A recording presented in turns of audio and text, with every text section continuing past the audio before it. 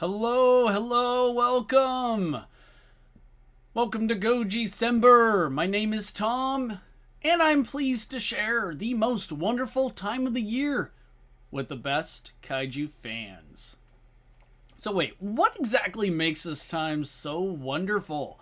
Could it be the pursuit of peace and goodwill on Godzilla Earth? The sparkling lights on Christmas trees? Or is it just the sweet presents we received along the way? I mean, it's kind of all of the above, but there's still something missing. Well, call me your secret monster Santa, because I'm bringing glad tidings today. I'll be breaking down the top 24 giant monster movies. So, quick little housekeeping. When I say the top 24 giant monster movies, there's like an invisible asterisk at the end of that, which is, these are Tom's opinions. Second, this is all based off of my GOJICEMBER endeavor from like 2023, 2024. I don't know, one of those years. I mean, I'm getting to the point where I literally feel like last year's holidays just ended. So time is moving very quickly for me.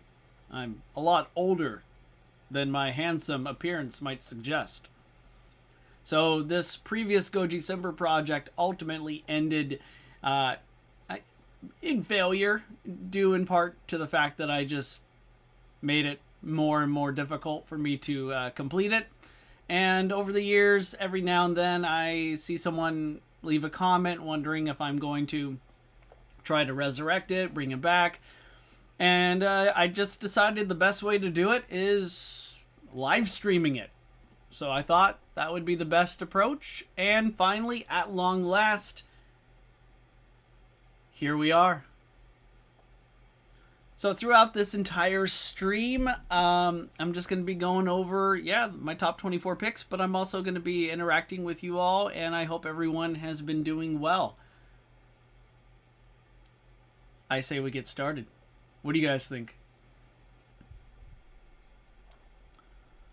Okay, let's get set up here, shall we?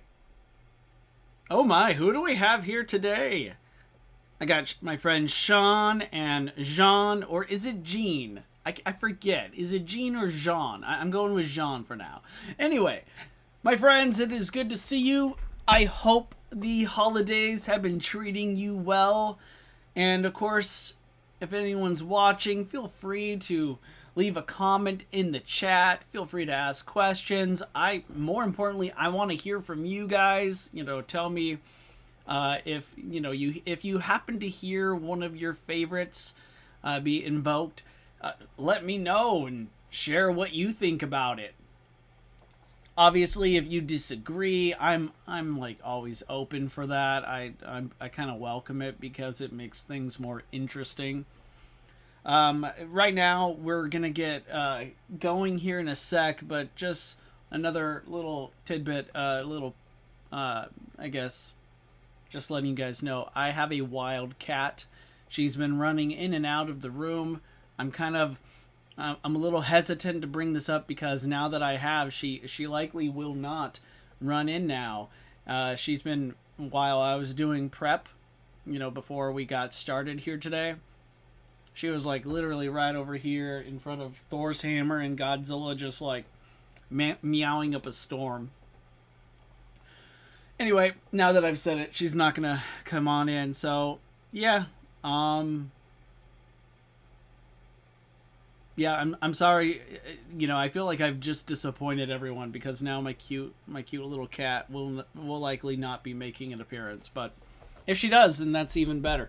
Also, by the way, guys, my cat, the cat in question, she has been in some of my movies before. In fact, she even took on Godzilla, a whole family of Godzillas in this one of my favorite stop motion projects that I ever worked on, because I filmed my cat in front of a green screen and it was amazing. Sean says, "Hi Tom, wish I could say I'm good." Hey Sean, I'm sorry to hear that, man. I hope things are all right. I'm just so you know, I'm really happy that you're here, and I hope things work out. Also, as always, Sean, be definitely looking forward to your feedback and what you think. It's always an honor. And Jean says, "Who is your favorite Kamen Rider, Tom?" I do not have a favorite, sadly. I have watched a couple Kamen Riders or Kamen Riders. See, I'm already probably making enemies because I'm gonna butcher so much pronunciations here and there. But yeah, I can't say that I ever really got into it. But yeah, I'm not opposed to giving it another try someday. Okay, let's get some background music going.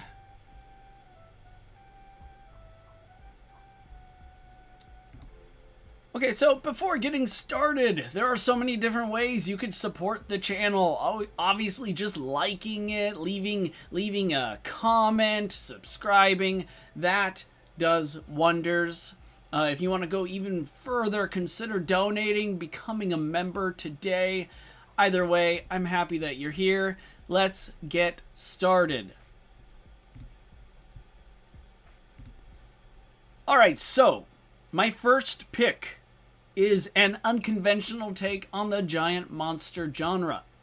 2016's Colossal. Okay, let me just say now, it blends psychological depth with sharp social commentary. Anne Hathaway, who's amazing, she delivers a nuanced and captivating performance as Gloria, a woman grappling with addiction and self-discovery. Impressively, Jason Sudeikis's performance is equally mesmerizing, convincingly portraying a pleasant character, or at least seemingly pleasant on the outside, while secretly harboring toxic motives. The film explores themes of personal accountability, toxic relationships, and the ripple effects of our actions, using its inventive premise, a kaiju mirroring the human experience, and vice versa, to convey profound emotional truths. With its mix of humor, heartaches, and suspense, Colossal is a refreshingly introspective film that lingers long after the credits roll. I gotta say, emphasis on introspective. Introspection, by the way, to any of you out there who is familiar with this little thing called the human experience, I cannot say this lightly. Using introspection is, I think, the key to not only understanding the world around you, but better understanding yourself, and I think becoming a better person. This movie is, like I said, it's an unconventional take. Whenever I talk about giant monster films with other fans, usually it's just Godzilla, Godzilla, Godzilla. And rightfully so, Godzilla's awesome.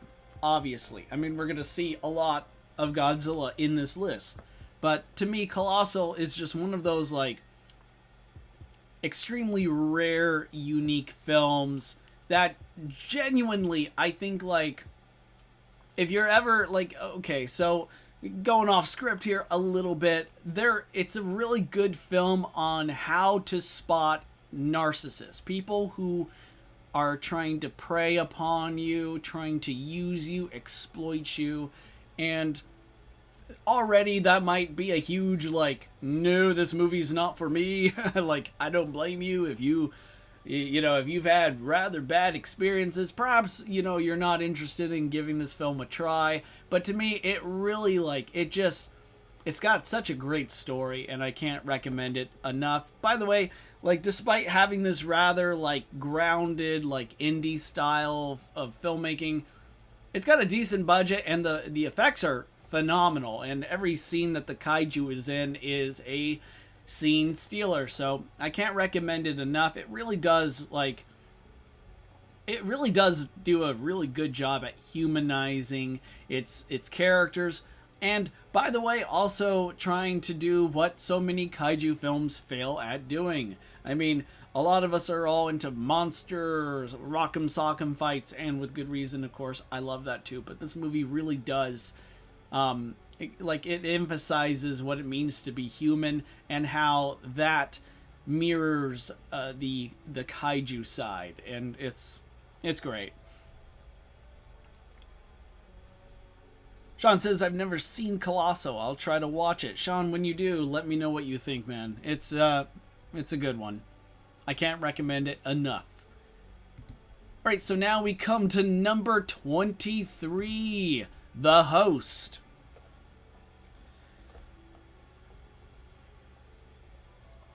The Host is a masterful blend of creature feature thrills and heartfelt family drama, directed with stunning precision by Bong Joon-ho. The characters are vividly brought to life, with Song Kang-ho leading as the flawed but endearing father whose journey epitomizes resilience and redemption. The cinematography captures both the sweeping beauty of the Han River and the tension-filled chaos of the monster's attacks, perfectly balancing grandeur with intimacy. The film's special effects are remarkably convincing, bringing the amphibious creature to life in a way that feels tangible and terrifying. At its core, The Host is a powerful critique of environmental negligence and governmental failure, layered within an emotional story of a family's determination to protect one of its own at all costs. This movie, I gotta say, like, it continues to grow on me over the years. It was great the first time I saw it, and it's one of those films where as soon as you finish, you're immediately like, you're pressing play again. You know, rewatch. Like, I gotta see that again. As I mentioned, like, the effects are stunning, and while even now it might seem a little dated at times, it's one of those first films where that came out in the post Lord of the Rings era, because the motion graphics visual effects company Weta were the geniuses behind the Lord of the Rings and its iconic imagery. They worked on this movie, and it shows, and it's really just like, at times it's still groundbreaking even to this day when you go back and watch, especially in the finale where the family confront the creature. And the creature, by the way, I gotta say, I love this monster. It's so sick. It's so disgusting. It's so, like, unnerving. I mean, just looking at it. This thing, what I like about it, I like for many reasons, not just for its design. It truly does it just screams mutation, right? But this character, this thing is so at times clumsy. It literally, as it's chasing someone, you know, and it's getting ready to just not, you know, you could tell it's just screaming nom nom nom nom nom. You know, it's tripping over itself, and it's really humorous. And I gotta say, this movie, The Host, it's a classic. It's incredible. And of course, I mentioned earlier, director, I'm trying to remember, I said it, Bong Joon-ho, an incredible filmmaker. He directed Parasite, which is like one of the greatest movies I've ever seen. I mean, it's a film that when you hear about it, at first you're kind of like, man, this film is, you know, I'm kind of concerned because everyone's praising it. You know, always, that kind of puts me on guard a bit, right? Like, is it really as good as everyone says? And yes, it is. It's even better. It like, every time I watch Parasite, it's like, one, I'm watching it for the first time, and two, I'm learning something new, something I didn't notice before. It's just incredible. And The Host is right up there.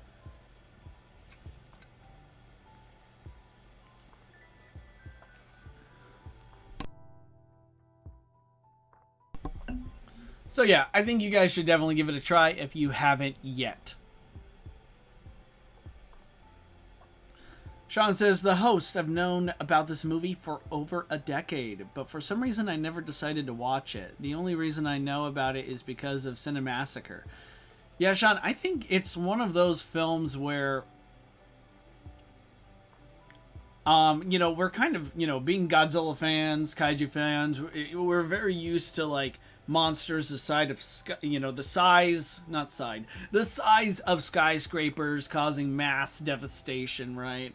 But this thing, you can see, it's like a little bit, it's about roughly the size of a Tyrannosaurus, which is still intimidating. It's still imposing, but, like, it's far more grounded, and that's what I genuinely love about it. It's like grounded terror. It's an emotional roller coaster. All the characters from supporting cast to the protagonists, they all have their motivations, the personalities that makes them all relatable, and you really do like when the main characters come together, when you're introduced to them for the first time, and every time they share the scene together, they feel like family. They will remind you of family. It's really great. So I can't recommend The Host enough.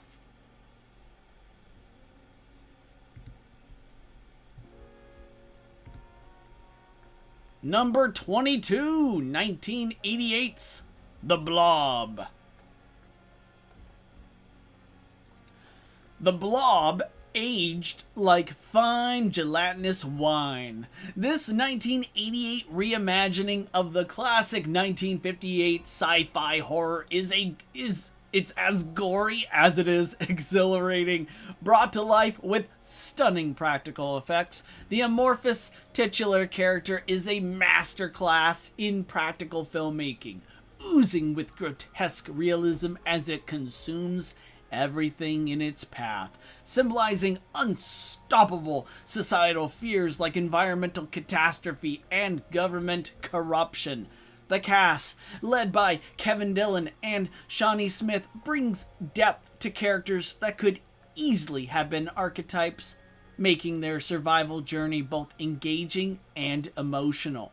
The horror is relentless, mixing visceral scares with psychological tension as characters face betrayal and helplessness. A chilling metaphor for humanity's fragility against indifferent forces, The Blob is as thought-provoking as it is terrifying. Okay, so this movie, it's, as I mentioned, it's a reimagining of the 1958 classic, right? But I gotta say, it's one of those few films where the remake is superior than the original. This movie has it all, and I want, to those of you who might be wary of watching it because maybe when it comes to horror movies, you're kind of like, yeah, but like, you kind of know what's gonna happen. You know, you see the characters when they show up, and things tend to be rather predictable. You know who's gonna live, you know who's gonna die, you know who's gonna end up, monster food and all that stuff. Well, let me say, there is no one safe in this movie. No one is ever safe from the Blob. This thing, it's like, I don't want to say too much more than I already have because it really is a great film that I'm both kind of, I'm happy that they never made a sequel because I wonder what would have happened. And I don't want to go too much into detail on that because, again, the spoilers, this is really a movie, like, if you haven't seen it yet, I don't want to ruin anything, but it's one of those films where I'm both pleased that there's no sequel, but also shocked because there are so many different directions this film could have gone. Like, it could have, like, nowadays, it's all about sequels and miniseries and such, streaming, and all that, but, like, The Blob has incredible potential. Honestly, I think it's right up there with John Carpenter's The Thing. It's easily one of the greatest horror films of all time. It's also a great giant monster movie, and I mean it giant because The Blob, the more it consumes, the larger it becomes. So, yeah, you guys,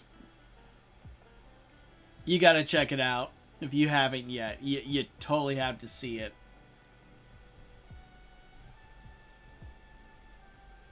Alright, we're going to come to number 21. Cloverfield. In 2008, Cloverfield redefined the giant monster genre with its immersive first-person narrative capturing the chaos and terror of an apocalyptic event through the lens of a handheld camera.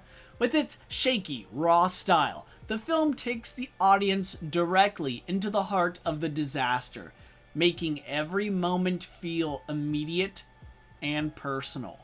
The creature design is both haunting and inventive, presenting a truly alien monster whose sheer scale and unpredictability amplify the fear.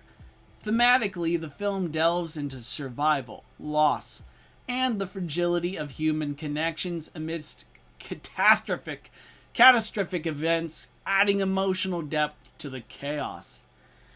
By blending visceral thrills with psychological tension, Cloverfield remains a standout in its ability to evoke both awe and dread. Now, I mentioned that, the film presents the monster as a truly alien creature, right? But I'm not saying Clover is an alien. I mean, for the longest time, fans were a bit like, we didn't really know if he's an alien or if he's or if Clover's a natural byproduct of the Earth. And, I've heard different things. It's a sea monster. No, it's an alien. No, it's an extra-dimensional entity. I'm not getting into that. I'm just trying to say that its design is so extraordinary. So, it just, when you look at it, you can't really tell, and that's kind of the point. It just seems so alien to us that every time it's stomping and roaring, it's just going to make us all run for the hills, seek cover, because it's I mean, just look at it. But this scene, by the way, this shot, this screen grab right here, this is the moment. I still remember watching this movie when it first came out in 2008. This is the moment where the mic drops. Your mouth drops along with the mic. Your jaw hits the floor. This is the oh shit moment where you're like watching a phenomenal kaiju movie. This is like, whew, I'm getting goosebumps just thinking about it, guys. This is like, this movie is so damn good. Director Matt Reeves just knocked it out of the park. I do have some qualms here and there with the third act. I do think there are some things that are a bit I get it. We've already suspended our disbelief with a giant monster rampaging across the city, but there are some moments where it's like, okay, I think it would have been more interesting to have gone a little bit in a different direction. Again, this is I'm not trying to spoil these movies for you guys. I mean, I'm assuming most of you have seen the bulk of these films, but I'm still trying to be conscientious of those who are watching that don't know. So that's what I'm going to leave it at for now. But yeah, Cloverfield, it's so good. It's great. I really want to go watch it right now, but I got a stream to do. I gotta keep going. I gotta entertain you guys. So Sean says, I wanted to say Godzilla versus the Blob, but I remembered we have Hedorah. You could still say Godzilla versus the Blob because the Blob and Hedorah, despite having similarities, are still vastly different. I mean that. Hedorah, strangely enough, kind of has a bit of a personality. The Blob is you're fighting pure unrelenting hunger. There's no reasoning with it.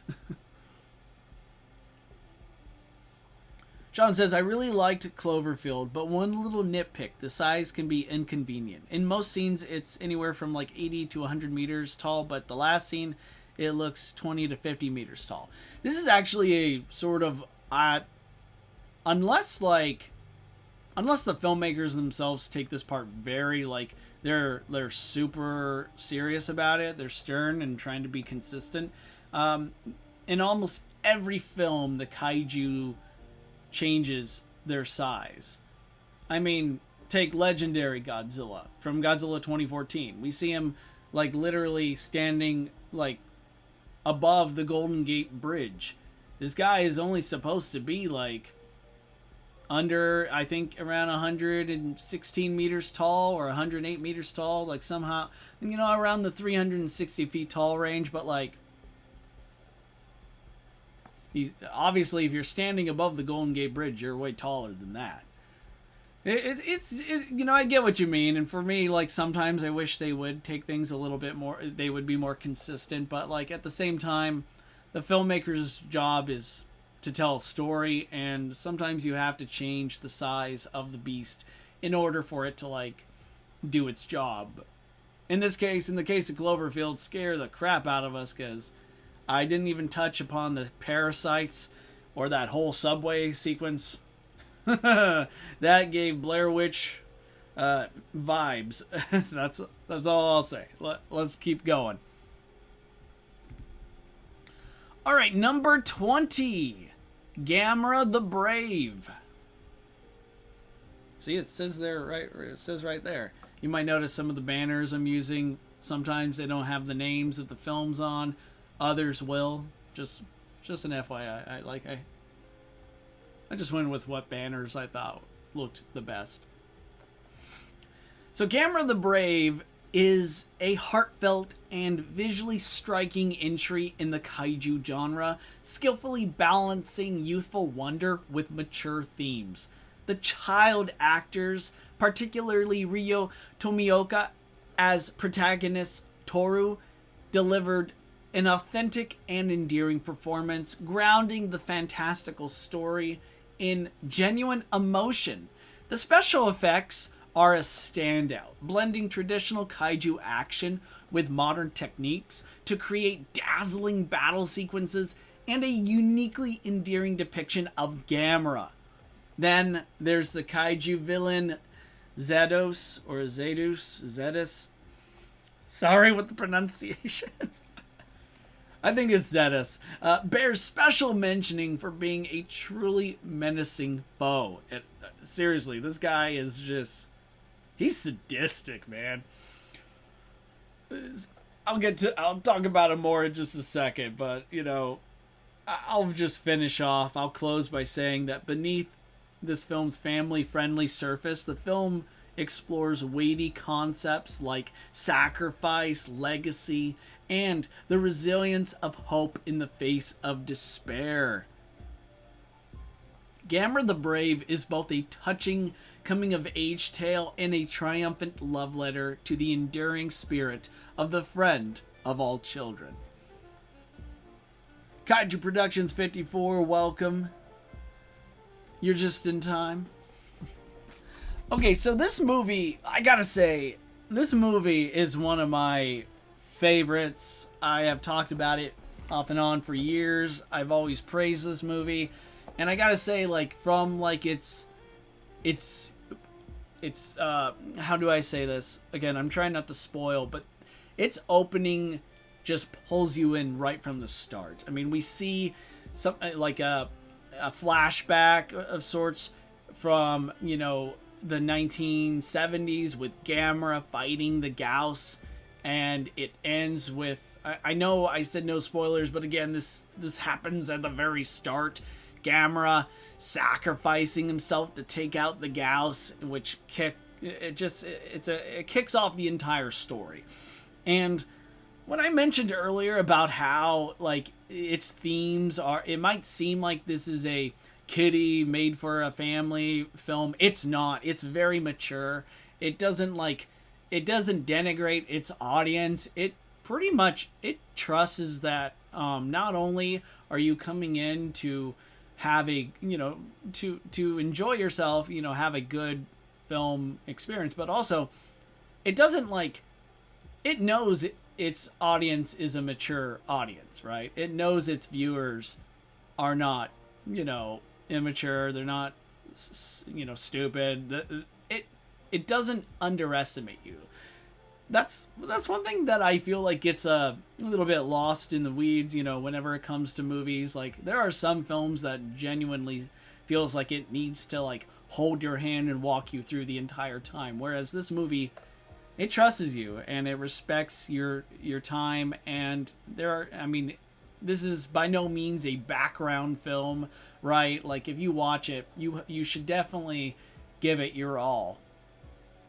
I knew from the beginning when it's the protagonist, the child star, the character Toru, he and his dad are going to essentially pray to his mom who had died years prior. And what could have been a simple scene of, you know, father and son remembering the memory of, you know, their loved one became so much more.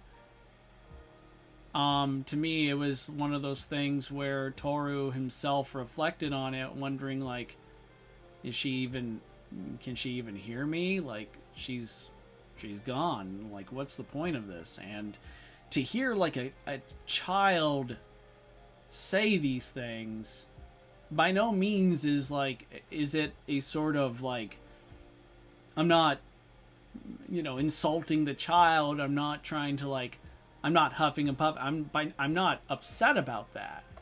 I think it was just one of those moments, a character-defining moment that made Toru relatable. And the other child actors in this film are phenomenal too. And it's not easy by any means to, you know, for children to be, you know, great actors because, well, they're children, and it's, you know, it's a lot to put all that pressure on them, no matter how talented you might be. But this movie succeeded where so many other failed. It absolutely, like, it kind of felt like a modern day recreation of the Showa Gamera films, just in a way that makes them made them more, you know, where the Showa Gamera films, you know, definitely, like, I have some favorites, but they're not exactly the easiest films to get into, even for a kaiju fan. But Gamera the Brave manages to take the strengths of the Showa era and delivered in such a gratifying way. I cannot recommend this movie enough, guys. I really can't. I'm gonna go check on my dog for a second. I think she needs to go out. I'll be right back, guys.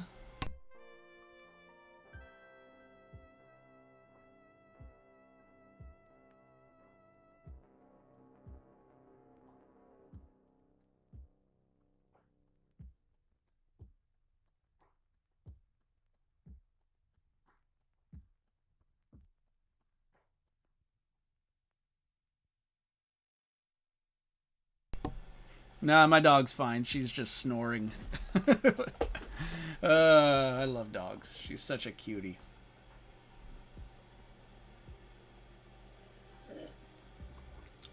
Sean says, The Brave is severely underrated. I will not forgive the kaiju for not giving this movie the credit it deserves. Agreed. I mean, it really is underrated. It's one of those movies where, you know, when you try and pitch it to Godzilla fans or just kaiju fans in general, they might be a little, you know, hesitant because it's Gamera, and for some reason, like, I don't know, I always thought, like, Godzilla, like, whenever Godzilla fans bash Gamera, it's kind of like, why? I just don't understand. Why do we... maybe it's just the whole... Maybe it's a tribalism sort of thing. You know, we see this among sports fans all the time. You know, they love their team, but they despise every other team, but apparently love the sport. But it's so... yeah. If you're watching, I encourage you guys to give Gamera the Brave a try if you haven't yet. And if you have already seen it, I think it's time to see it again. After you know, the stream ends, of course. Don't go away. Okay, so moving on, we have... oh wait, sorry. Kaiju Productions also wrote, this was a good film. I liked the story, and it was the first Gamera movie I saw. Wow! Man. What a good first movie to see. As far as Gamera films go, absolutely. And John says, Gamera the Brave is absolute cinema. Agreed. Agreed. John also is pitching an idea. I would like Cloverfield to be re-released in theaters, in 3D, and in chairs that shake along with the movie. Are those the what is it? Like the... What are they called? It's like these... Oh man, I'm blanking.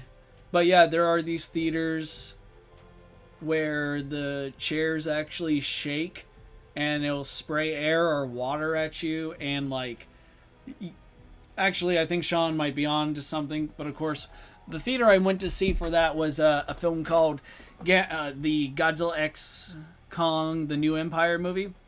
Yeah, it's a little movie, perhaps you've heard of it. My friend and I went to see it, and as much as it felt like we were on a literal roller coaster, it did hurt my back. So I don't know, Cloverfield is quite shaky, so maybe if I went in wearing armor, I'd be down. You guys see what's next? You see it, right? Number 19, The Return of Godzilla. Here we go. Yeah, Godzilla, the first Godzilla film on my list. Finally. Okay, so this next one holds a special place in my Godzilla-loving heart. The Return of Godzilla, released in 1984, not only revived the King of the Monsters with a darker, more serious tone, it was the first Godzilla movie I ever saw. Decades later, its complex themes still hold up to this day, perfectly capturing the nuclear anxieties and Cold War tensions of its time. This film's 1980s aesthetic, from its moody cinematography to its haunting score, adds an atmospheric depth that complements its somber themes. Godzilla's updated design is both imposing and iconic, portraying the creature as a living embodiment of nuclear terror rather than a mere monster. The special effects, particularly the intricate miniatures and summation, are a testament to Toho's craftsmanship, creating a sense of scale and realism that remains impressive. With its thoughtful allegory and gripping execution, The Return of Godzilla re-established the franchise as a powerful reflection of global fears and human hubris. It seems like you guys agree with this choice. Oh man, this movie, I still remember as a kid, I was obsessed with this movie. And I seriously, I had to be like 4 or 5 years old. My mom would take me to this local video store. Back then, you know, we relied on these things called VHS tapes to watch movies. And I would go in almost, you know, once a week. Because, you know, you couldn't just buy the movie, you had to rent it. And I would go in and we would keep renting it for days upon days. I would just, you know, days upon days became weeks upon weeks, and I would become a regular customer, and this is the only movie I wanted. Finally, the video store owner surprised me one day by giving me my own personal copy to keep. Isn't that cool? I watched this movie like so many times, and yes, it often went over my head.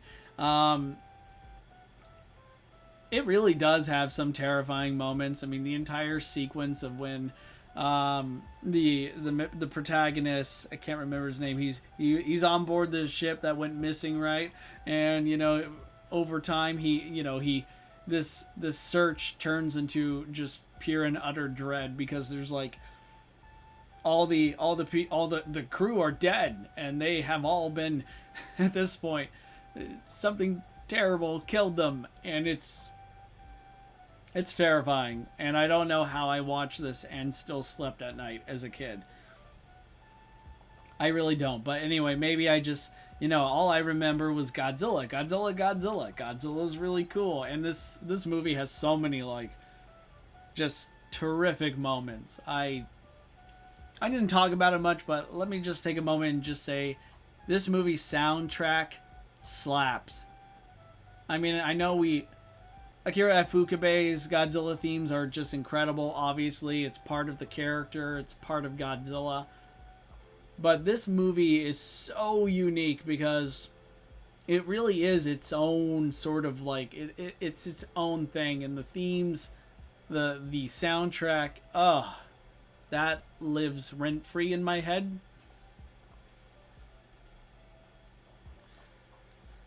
Sean says, I remember going through my grandma's nameless VHS tapes to see if any of them were Godzilla movies, and this was one of them. I really need to rewatch Godzilla 1984. Now, to be fair,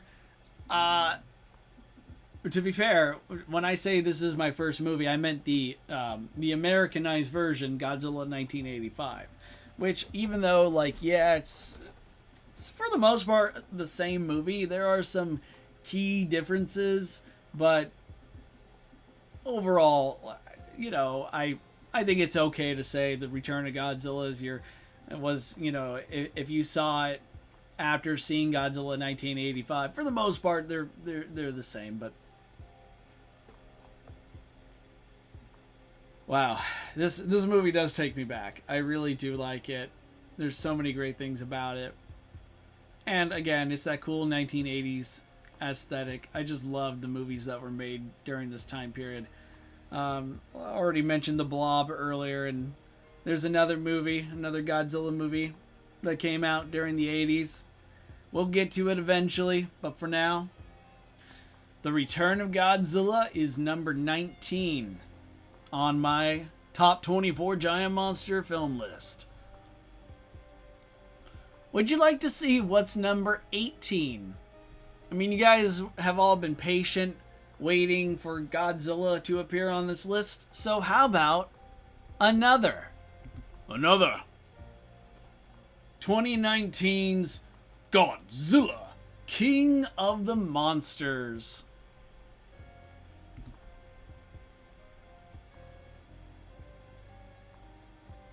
Oh boy.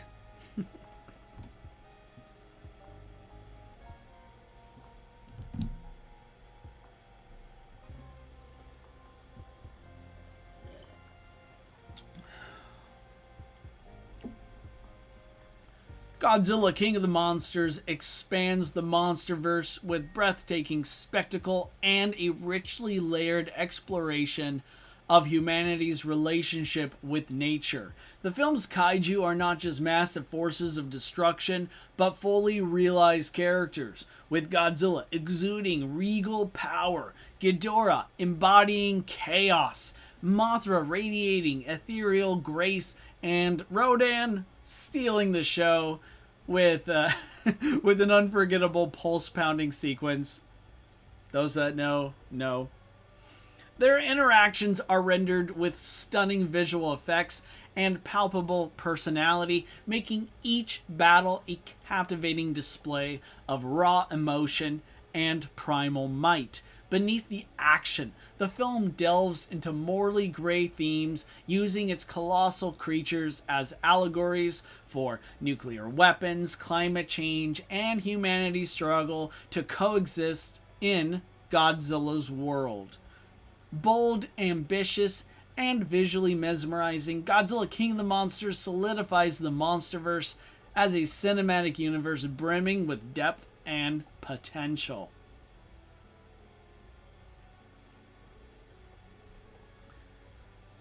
Oh man, this movie, guys. This movie, I gotta say, I remember going into this movie nervous because, and we'll touch upon it like in time. Maybe I'll have time to go into more detail, but Godzilla 2014 left a lot of mixed feelings, emotions. So when I went to see Godzilla King of the Monsters, I was a bit guarded because on one hand, it's been like 5 years. you know, as much as like there is another MonsterVerse film. Okay, there are several that are going to show up on this list, or I'm going to bring them up. But I do feel like Godzilla King of the Monsters should have come out so much sooner, but I'm so thankful for it because Michael Daughtry, the director and writer, he's talked about in the past that he kind of like he can relate to the monsters, right? He has a kinship with them. And I really do love that this movie didn't just make the monsters like, you know, two-dimensional destructive forces of nature. He went a step further and gave them their personalities. I love all the kaiju in these movies. I mean, Godzilla, of course. I think they improved the legendary design. MonsterVerse King Ghidorah is like my favorite Ghidorah design. The Mothra design I didn't initially like, but I also didn't dislike it. It was one of those, I see where they're going. But since then, this design has grown on me. MonsterVerse Mothra is just so cool. And I will say that her design not reeks. Ooh. Forgive me, I'm just learning to speak for the first time. I will say that in my humble opinion, the MonsterVerse Mothra, design-wise, peaks in Godzilla x Kong: The New Empire. That's when I feel like they have perfected Mothra. But speaking of perfect designs, my man, Rodan. This is like the perfect Rodan design. And again, I mentioned this unforgettable sequence with him. It's edge of your seat epic, right? I will say, though, despite the perfection that is the MonsterVerse Rodan design, I hate the fact that they didn't give him his iconic roar. They completely redid it. Despite giving Godzilla and Mothra their classic sounds. And King Ghidorah, they changed as well. But I do like what they did with Ghidorah. I still would have preferred Ghidorah 2 having his more, you know, classic, iconic cackles here and there. But like Rodan's roar, it's just so monstrous, it's so deafening that it just it was so close. I wish they went through with it, man. Okay, so one thing I haven't mentioned yet, but I gotta say, despite our opinions of the MonsterVerse films, despite the things that, you know, as far as rankings go, and you know, how, whether Godzilla vs. Kong, The New Empire, Godzilla 2014, whether these movies are better or worse than for me, they're all pretty rock solid. The MonsterVerse is just amazing. Awesome. I love it. But Godzilla King of the Monsters has, without question, one of the best soundtracks any kaiju film has ever had. Composer Bear McCreary is like... Oh, he's so good. He's just so good. He does a fantastic job rejuvenating Akira Ifukube's classics. I mean, they're not the only one, mind you. There are other themes here, like Mothra's theme song that Bear readapted, and successfully, I might add. But yeah, overall, there's so much more to be said about this movie. I've talked about it in the past. I mean, I did a ranking the MonsterVerse stream like months ago where I go into more detail about this movie. There's a lot about it that I feel like is great for discourse, and I do encourage fans to talk about it more, because despite it all, it does have themes. It does do a couple things that definitely puts Godzilla fans a bit on guard, and understandably so. I do think there's more to it than what some of its vocal critics have said. I mean, they talk a lot about how, you know, Godzilla, he's a nuclear metaphor. That's how he was, that's how he started. But Godzilla King of the Monsters kind of like plays with that. At times it feels like it gives us an introverted look at it, flips it. I don't think so. I actually think this film's a lot smarter than people give it credit for. There's more to it, more nuance, and like I mentioned, morally gray. It rarely makes a major statement that its critics claim. Like this, some critics believe this movie is pro-nuclear war, and it's absolutely 100% positively not. It actually is anti-nuclear war. I mean, a lot of it's, I know it's very easy to look at the movie and go, oh, the characters have to revive Godzilla by using a nuclear bomb, but does that mean nuclear bomb is good? No, it just means we're out of time. King Ghidorah is about to destroy the world, and this is our only way to revive the one creature strong enough to save us all. And the characters even openly mentioned how this is extremely risky. It's going to come at a great cost. I mean, Dr. Serizawa sacrifices himself in one of my all-time favorite scenes in a Godzilla movie. And it's done so well. It's done with complete respect and emotion that it's not a victory. The movie doesn't treat it like a victory of any kind. It's more like this is what it's come to. This is our last hope, and this is our only few options left, and it handles it rather well. And even still, it comes at huge cost. I mean, Godzilla himself, despite being revived, becomes a ticking time bomb. I mean, there's so much more to this movie than meets the eye, and it's I do encourage fans, even if this is a movie that you dislike, to try and watch it again through a different lens. Judge it for what it's saying or the story it's telling, as opposed to your own preconceived notions or what other people are telling you to believe. And yeah, I mean that. Even if you go in and you go, hey, Tom, I gave it another shot, and guess what? I hate it more. Hey, to each their own. It's fine. You don't have to like these movies. I'm just expressing what I enjoy about them. That's all. Which brings me to this message that I think is extremely important. Simple, but straightforward. Agree or disagree, leave a comment. I mean it. It's good to agree or disagree. I know this might sound a bit like immature, but I enjoy a good argument. I enjoy a good disagreement. I just want people to be respectful. It's okay to take these things seriously. Just don't take them personally. Okay? So let's remember we're all human. We're fans. This is something we enjoy, and let's continue after I rejuvenate my strength with some H2O.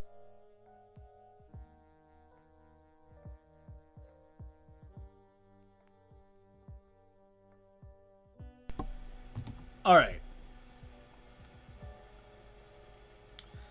I think we're making some pretty good progress. We're going to speed up a little bit. Number 17. Gamera, Guardian of the Universe. Gamera, Guardian of the Universe masterfully reinvented the legacy of Gamera, transforming the beloved giant turtle into a fierce yet noble protector for a new generation. Under the visionary direction of Shusuke Kaneko, the film blends emotional storytelling with thrilling kaiju action, delivering a modern classic in the genre. The updated origin of Gamera as an ancient bioengineered guardian adds a layer of mythic intrigue, giving the character fresh depth. The special effects, particularly the intricate summation and seamless integration of miniatures, are spectacular, bringing both Gamera and the menacing Gauss to life with breathtaking detail. The human characters are relatable and well developed, grounding the epic battles in a compelling narrative. With its rich themes and stunning execution, Gamera, Guardian of the Universe cements Kaneko's status as a master of kaiju cinema and revitalizes Gamera's place in the pantheon of giant monsters.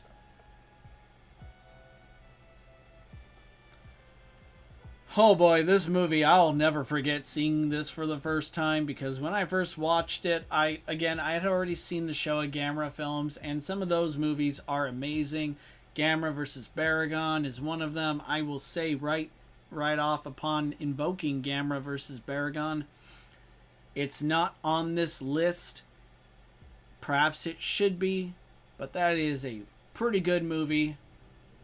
But my main point here is, and I digress, the Showa Gamera films eventually became too campy, like super campy. Like it's not they're not easy to watch, okay? But when you watch Gamera Guardian of the Universe for the first time, it's like a spiritual experience for kaiju fans, man, especially if you love Gamera, but you're going into this movie not knowing what to expect, and it's just so, like, it's so stunning. I mean, the visual effects maestro Shinji Higuchi is just, this is where it all began. I mean, I know he had prior experience, but this movie just launched him, and as we'll see later on, oh man, as a visual effects motion graphics guy myself, I study the Gamera Heisei trilogy, and this first movie is just such a great launch for Gamera that it just,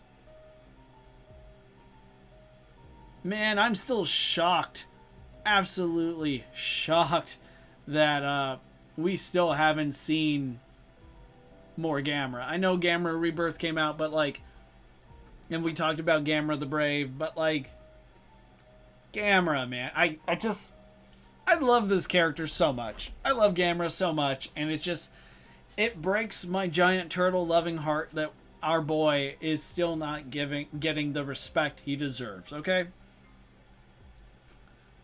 Oh, Sean is actually it's Baragon, not Baragon. My mistake. I must have. Again, I did learn. You have to forgive me, Sean. This is my first time learning how to speak. This is my first time. I just learned English today, man. I kid. All right. It's time for number 16 on this list.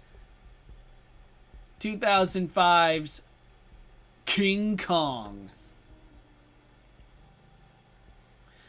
Peter Jackson's King Kong is a monumental tribute to one of the greatest icons in cinema, blending epic storytelling with groundbreaking visuals. The performances shine across the board, with Naomi Watts delivering a heartfelt portrayal of Ann Darrow, and Jack Black adding a depth to the ambitious Carl Denham. At the heart of the film is Andy Serkis's extraordinary motion capture performance as Kong, bringing unprecedented emotional nuance and humanity to the titular character. The special effects are nothing short of spectacular, from the lush recreation of Skull Island to the breathtaking sequences with Kong, showcasing Jackson's meticulous attention to detail. With its sweeping scope, profound emotional core, and reverence for Kong's, his cinematic legacy. I mean, that's an understatement, am I right? The reverence for Kong's cinematic legacy, this 2005 remake is both a love letter to the original and a masterwork in its own right. Goodness gracious, talking about this movie, I feel like 2005 King Kong, Peter Jackson's Kong, like, that's its own 3-hour stream right there, because it's got it's everything that led up to its production is just, there's so much history, so much depth to it. Peter Jackson was inspired by the original 1933 King Kong. And I'm going to say this right now, and I'm about to lose everyone's respect, so please quickly like the video and leave so no one has to hear me say something that's going to cause so much problem. I'm going to lose everyone's respect right now. The original 1933 King Kong is indeed a masterpiece. It is incredible. But the part where I lose your respect is when I say, it's not on the list. I'm sorry. It's not. I know. Oh, hey. Hey, look at the time. Gotta go. No, in all seriousness, like, Peter Jackson has always wanted to make a King Kong movie. And it took his, creating the Lord of the Rings trilogy, arguably not only the greatest cinematic trilogy of all time, but they are my personal favorites. I love the Lord of the Rings. It's incredible. But it took that for him to finally reach a point where he could make the King Kong movie that he's always wanted. So the everything that led up to the production of this film is just,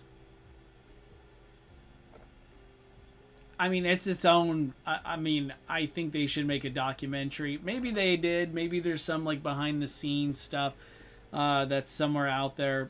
I'm sure there is. But like the story of how Peter Jackson went from just being inspired by the original 1933 masterpiece to, being able to fulfill his dreams as a filmmaker and make the movie he's always wanted to is in itself an achievement. And it makes me, as a fellow filmmaker, I just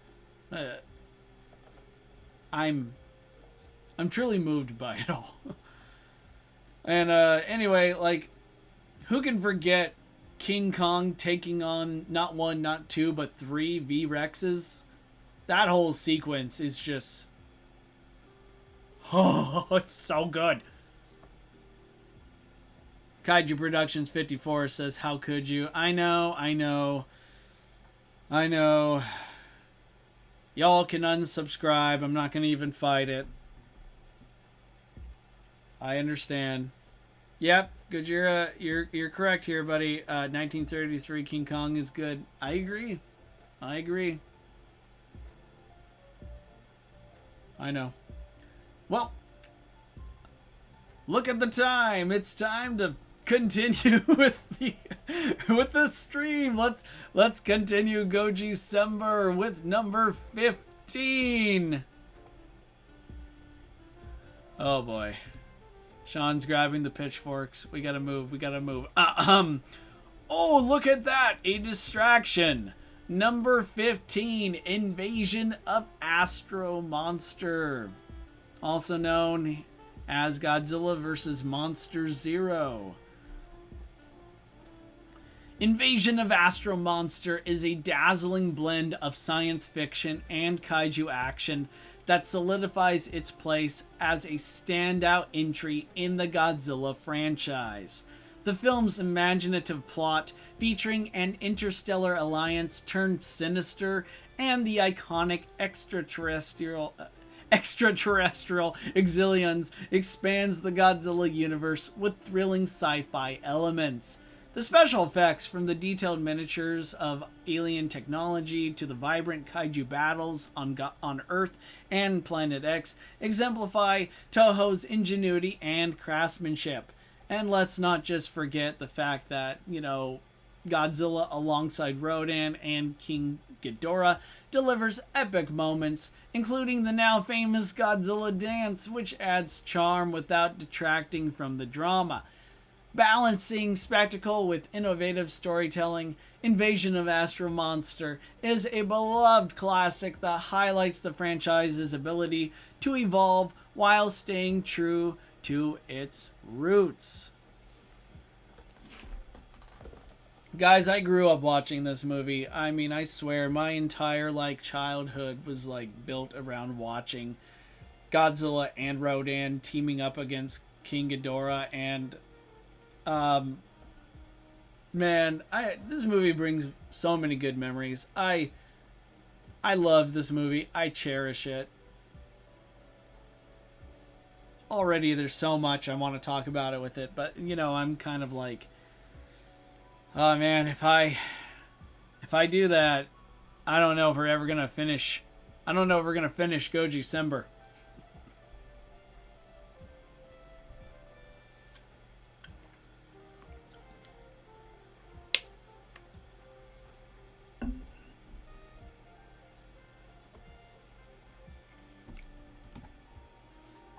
Gojira 1954 says, I saw Toho on Twitter actually suggested one of your videos.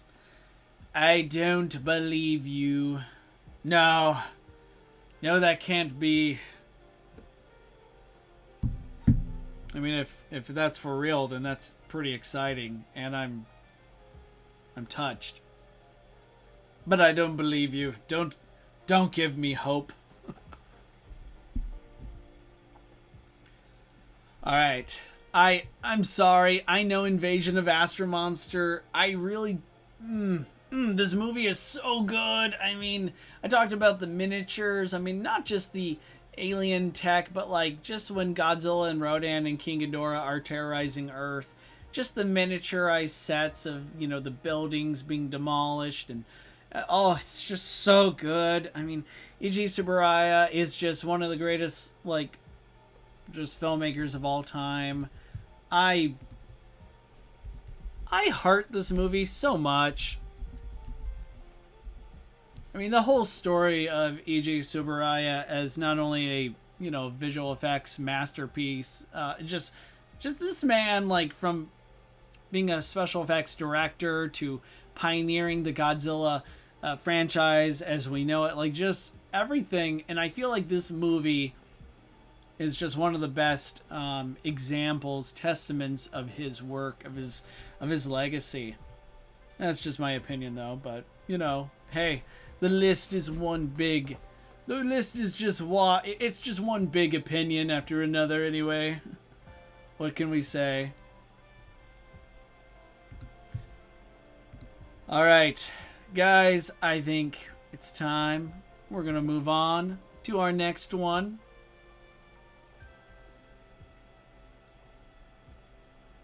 But before we do, friends, Gojirans, I need you to hit that like button, because I'm looking at it right now in real time, and this needs way more likes. This needs way more likes. Come on now, let's get it going.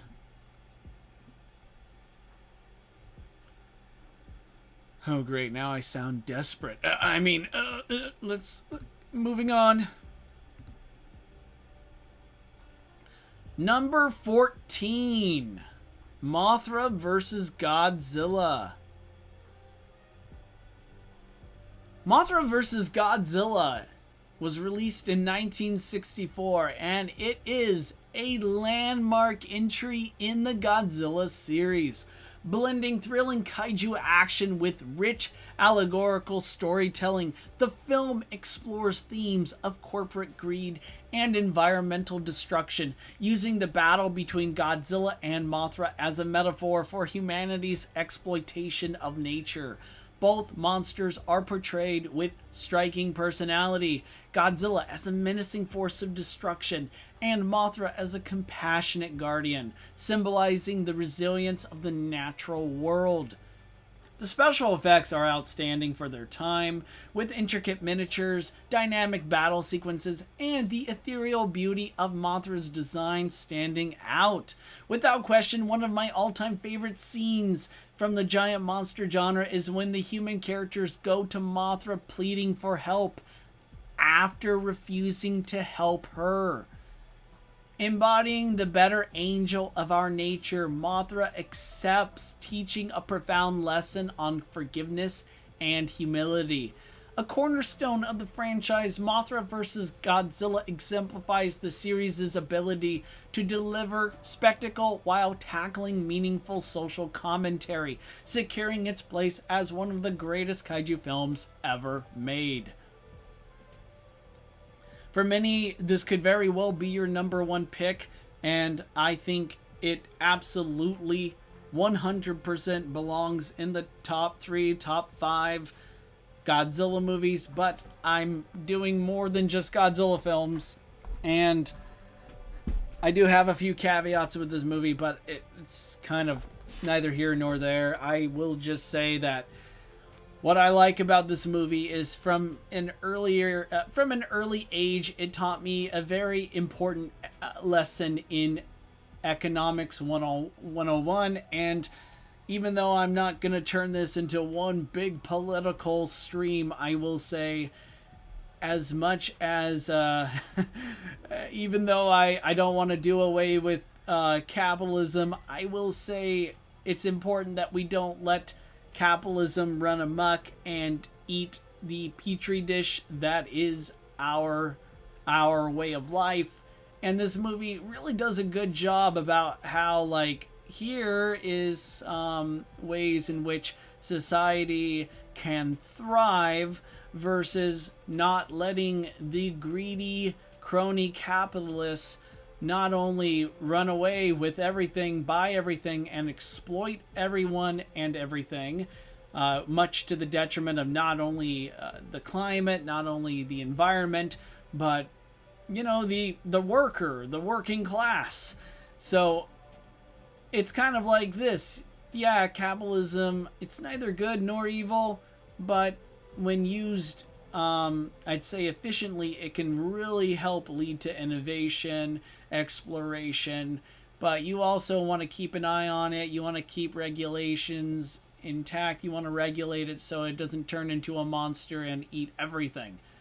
And I love, one of my favorite scenes is one of the, you know, the bad guy of the movie. I mean, there are two antagonists, but one of them is far worse, and he's trying to get away with literal blood money, and he looks out the window and sees Godzilla coming, and his moment of comeuppance is, yeah,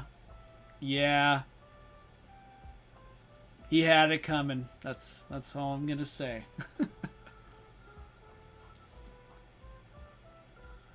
Okay, so let's see what Sean said. I've been thinking of doing a top 10 Godzilla movies list, not of how good they are, but of the history and impact of the franchise. But then I had to switch to top 15 because 10 isn't enough.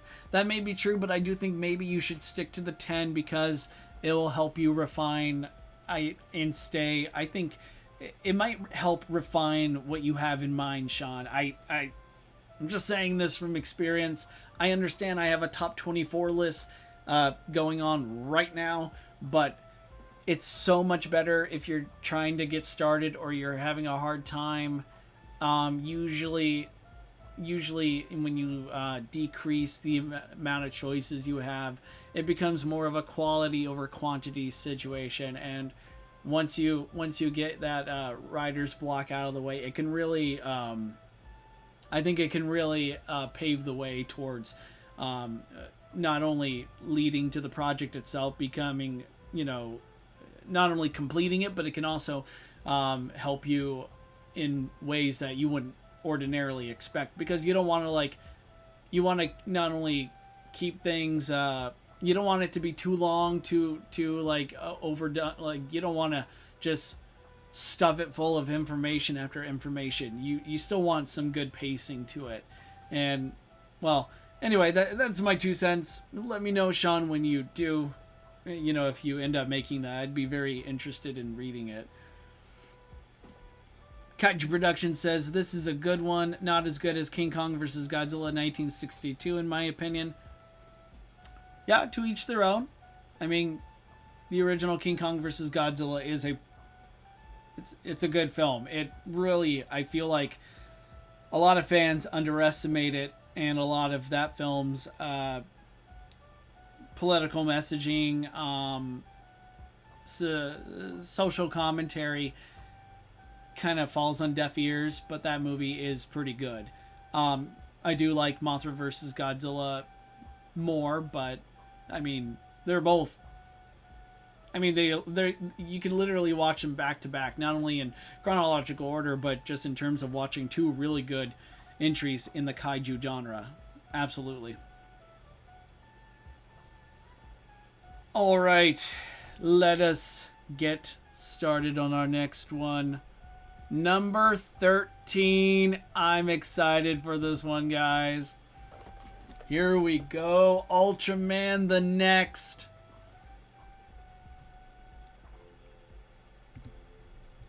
It's not the first Ultraman film on my list, thankfully. Thank Mothra. But, like, this one, wow, for the longest time, this was like my top favorite Ultraman film, and with good reason. Ultraman the Next reinvented the Ultraman mythos with a darker, more mature tone, paving the way for its spiritual successor series, Ultraman Nexus. One of the greatest shows ever made. I'm not even joking. It's so good. The film's special effects are a standout, blending sleek CGI, practical effects, and real locations to create seamless composite shots. Ultraman's updated design exudes both mystery and power, reflecting the film's grounded, human-focused approach. And I gotta say, Ultraman's design, the next design in this, I want the action figure. Why has it not been made by Tamashii Nations? I don't know. Get moving on that, guys. I want it. Anyway, continuing where I left off, the monster, the One, is one of the coolest kaiju ever made. Pun intended, by the way. It is a terrifying and formidable adversary, bringing high stakes to the action. The One turning every bird in Tokyo into its wings was one of the most stunning scenes in tokusatsu. I mean, eyebrow raising is an understatement. Of course, the Ultraman versus the One dogfight remains one of the single best action-packed sequences in the kaiju genre. At its core, the story is a compelling tale of duty, sacrifice, and humanity's resilience, making it emotionally engaging for longtime fans and newcomers alike. With its bold reimagining and connection to Nexus, Ultraman the Next is a must-watch for anyone seeking a fresh and sophisticated take on the Ultraman legacy.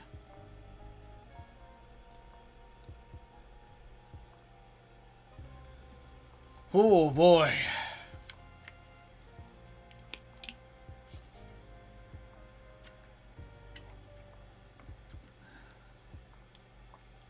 And as I mentioned previously, it's okay if you disagree. If you do, just let me know. Like, why did this choice not work for you? Or why did this film not quite meet your standards? Feel free to chime in at any point. But for me, this movie is just so... it's just stunning. It's just right up my alley. I mentioned the visual effects work for this film, the composite shots, how it blended real-world locations with, like, state-of-the-art effects. I mean, again, as a filmmaker, this movie really did lay the groundwork for inspiring my projects, and I just love it so much. I really enjoy its story, its characters, and it's truly a bummer that it didn't light the box office on fire. Its series, Ultraman Nexus, like I mentioned, it's one of my favorite shows of all time. It didn't do too well either. It's just a bummer. But in hindsight, I can still see why things didn't quite work out the way one would like. So, I do want to maybe explore this film in greater detail at another time, like provide more of a breakdown of its story, go over its effects, its sequences, all of that. But for now, I am gonna have to continue with GOJICEMBER. But before I do, I want to read some of your comments. Kaiju Productions said, Okay, I'm not the biggest fan of this one. I just think this film is too much like an anime and kind of gives off a cheap vibe. I can absolutely see where you're coming from on this. I mean, okay, so as a fan of tokusatsu and anime, the two don't always mesh well, and I can absolutely see what you mean, like how this feels like an anime. I think anime in itself is its own art form, and it's stupendously difficult to take what works for anime and transitioning that into a live action project. So that's fair as far as critiques go. I don't think I agree with the cheap vibe. I mean, maybe if there's a specific scene in mind that you might have. Otherwise, I think this movie is just, I just love it so much for reasons I've already gone into and likely will again sometime, ideally in the near future. I almost said feature. In the near future. Until then, let's continue this next one. I'm sure some Godzilla fans will both be happy to see, and several of you might not like its placement. I can already tell some of you are going to want this movie to be in the top 5.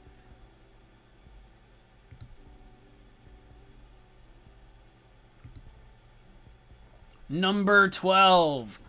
Godzilla, Mothra, and King Ghidorah, giant monster all-out attack, is a bold and thrilling reimagining of the Godzilla mythos. Helmed by visionary director Shusuke Kaneko, this radical take portrays Godzilla as a malevolent force driven by the restless spirits of those wronged in World War II, turning the creature into a chilling embodiment of vengeance. Kaneko masterfully weaves themes of collective memory and accountability, adding profound allegorical weight to the film. The monster redesigns are striking. Godzilla is a terrifyingly sinister force of nature, a god of destruction.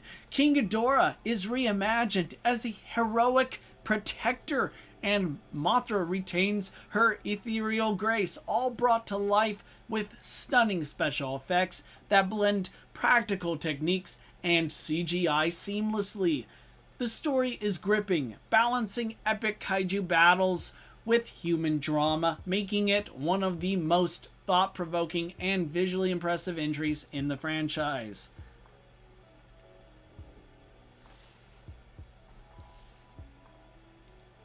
I mean, you guys in the chat, like, my sentiments exactly, guys.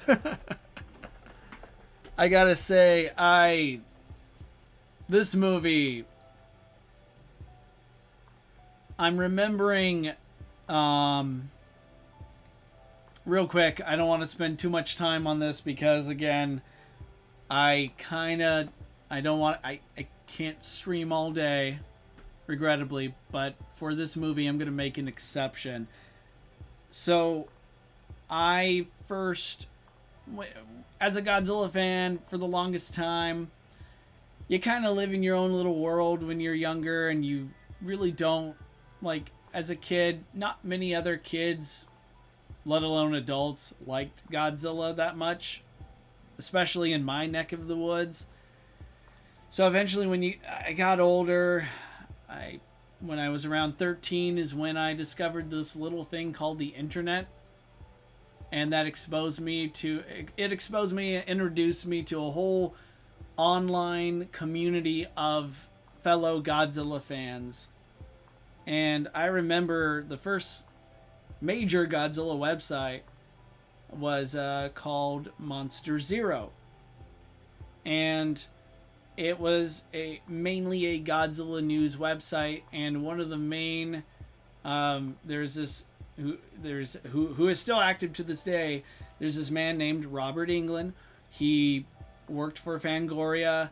He had gone to Japan. He had worked on the film sets, taking photos that still to this day I just close my eyes and I can see them. And I remember as a young fan seeing these pictures taken on set, and all the the information Mr. Englund was sharing.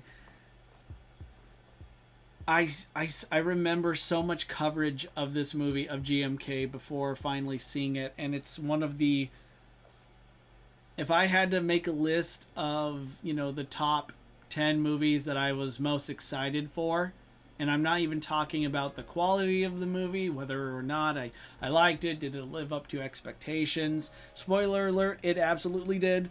But in terms of like movies that I was just most excited to see, GMK is in my top 3. This movie, I was just so enamored by, so pumped. I was just hyped to see this movie.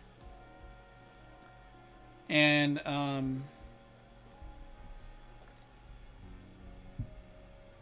oh gosh, guys, this movie takes me back.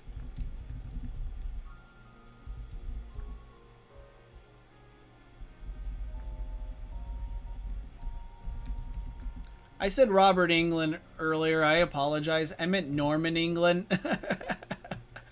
Just like that somewhere. Norman, if you ever watch this, I apologize. Anyway, clearly I need more coffee. I meant to say Norman England. Norman, by the way, he's a really cool guy. I've watched him come on and talk to my friend Matt from Monstrosities. They have some of the best streams I've ever had the pleasure of watching. And Norman, he's a real one, I gotta say. This guy, not only should you go read his book where he chronicles his time on these Godzilla film sets. Not just Godzilla, by the way, he was there for Gamera 3 as well. But Norman, he's such a cool man. I mean, this man, he's so honorable, so loving, he's so knowledgeable, and I can't recommend following him enough. And his book, which here. I was not prepared for this, but I feel like because being compared to Robert Englund, Freddy Krueger himself is by no means, an insult. But I gotta say, Norman England did make one of the best books I've ever seen. It's called Behind the Kaiju Curtain, a journey onto Japan's biggest film sets. If you have not read this book, you should seek it out. Behind the Kaiju Curtain. Okay, well, Norman, I hope all is well, buddy. Obviously, I'm sure he is too busy doing something more worthy of his time, but I digress. GMK is just one of the best Godzilla movies ever made. I love what they did with Godzilla when this movie first came out. You got to understand, like, we have never seen a Godzilla like GMK Godzilla before and since. Such an astoundingly cool concept, and I'm amazed that we still haven't seen more supernatural inspired Godzilla concepts and films. And I want to say before moving on, also, GMK King Ghidorah has grown on me. I know a lot of fans don't like the fact that we just took Godzilla's arch nemesis, this big bad evil three-headed titan, and turned him into a good guy. But I kind of like it, and I think we should see more of it in the future. But, oh man, it's clear that a lot of you love GMK, and that puts a smile on my face. Alright, so number 11.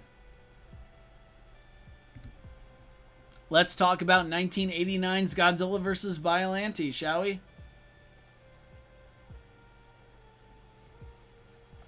Godzilla vs. BIOLLANTE is a groundbreaking entry in the Godzilla franchise, offering a bold and unique take on the King of the Monsters. The film's 1980s aesthetics shine through its atmospheric visuals and hauntingly futuristic score, perfectly complementing the bioethical themes at its core. Godzilla is portrayed with ferocious intensity, embodying both the destructive force of nature and a tragic figure of humanity's hubris. BioGoji also happens to be my all-time favorite Godzilla design. The titular BIOLLANTE, a massive and grotesquely beautiful hybrid of plant and Godzilla DNA, is one of the franchise's most imaginative and visually stunning creations, brought to life through exceptional special effects. The story deftly explores themes of genetic engineering, environmental responsibility, and grief, making it as intellectually compelling as it is thrilling. Godzilla vs. BIOLLANTE is a true gem in the series, blending spectacle and substance in a way that continues to resonate with audiences to this day. Need I mention just how amazing BIOLLANTE is? I mean, as far as kaiju concepts and designs go, you can't go wrong with BIOLLANTE.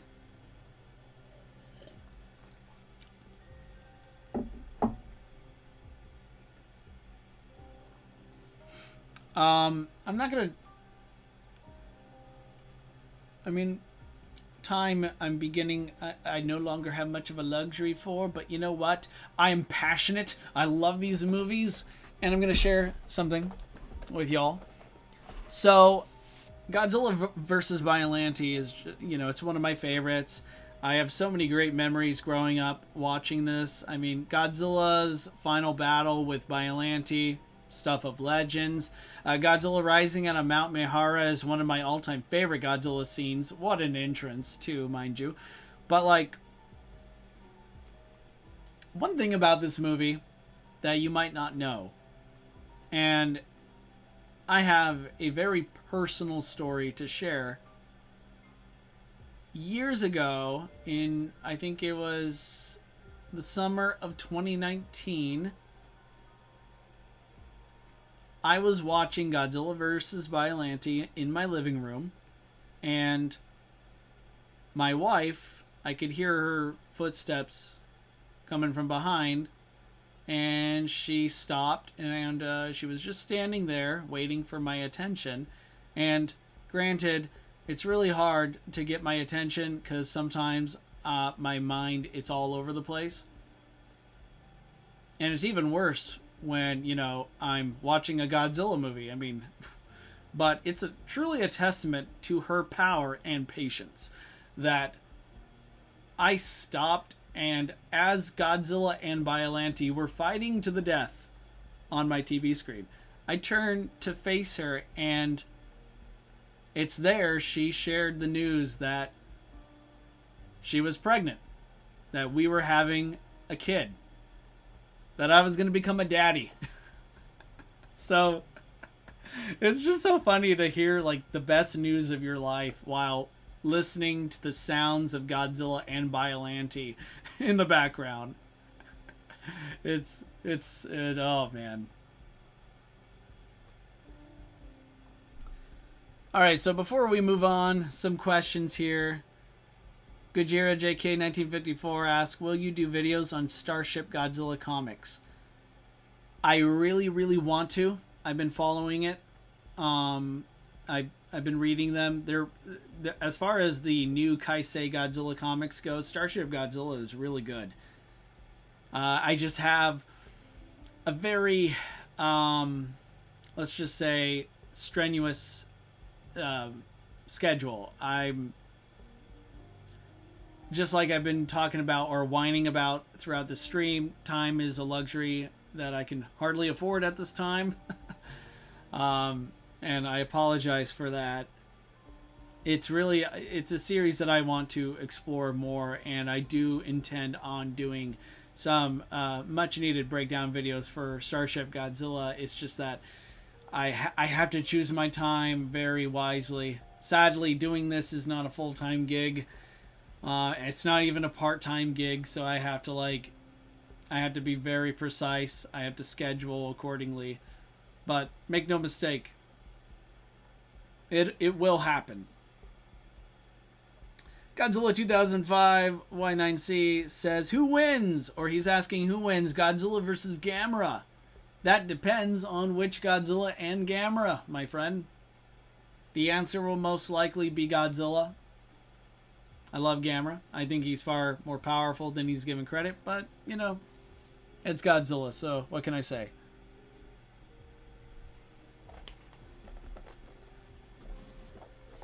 Okay, let's get to number 10.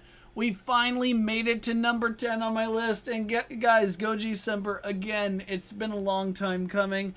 When I did this series years ago, we didn't even make it to number 18, I believe. Or maybe we did. I don't think we made it past that. So it's an honor to be able to share this list and doing this all with you guys. Number 10 is Godzilla 2014. This is definitely going to be one of those 50-50, or as the cool kids say, 6-7. Sorry. This is going to be one of those. I know I triggered some of you, and I'm so sorry. This is definitely going to be one of those, like, controversial choices, because I know many in the fandom either love this movie or they hate it or they're just indifferent. Fortunately, it's my list, so I get to talk about what I like about it.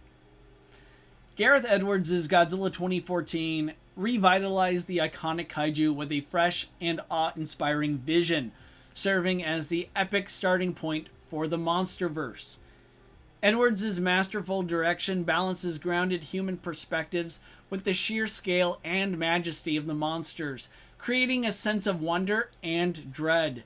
Godzilla is reimagined as a powerful yet naturalistic force, neither hero nor villain, embodying nature's response to humanity's hubris.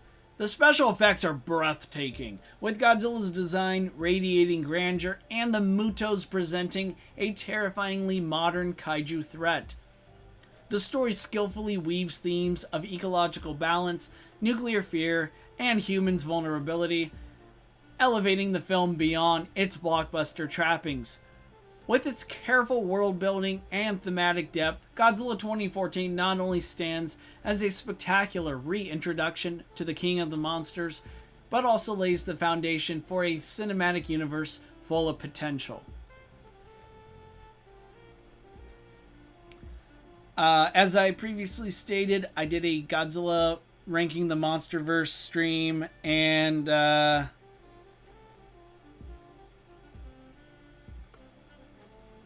I went way more into detail about this movie, but I will say this movie grew on me. My first impression of it was poor. I was extremely disappointed. It was really hard for me to express how disappointed I was, because I went in expecting a more Godzilla, more action-packed modern spectacle. Like you gotta understand, the trailer made us the trailer for this movie,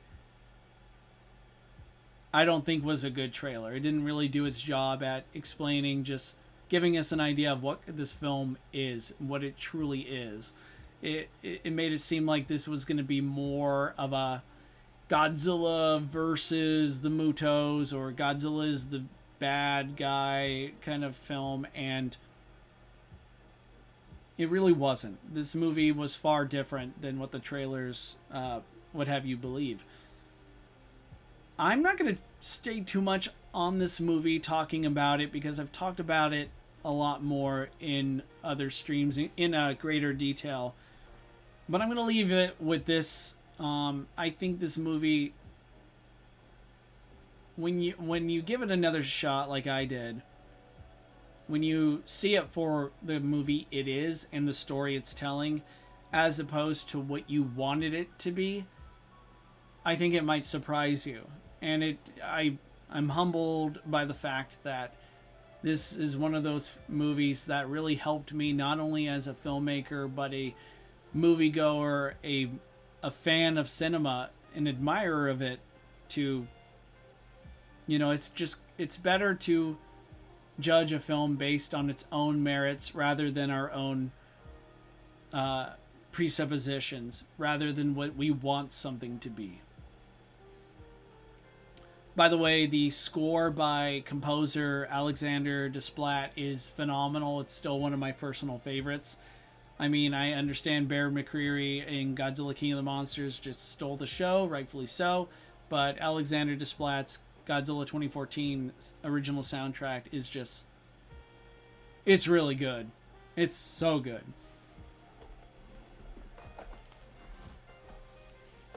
All right, let's move on.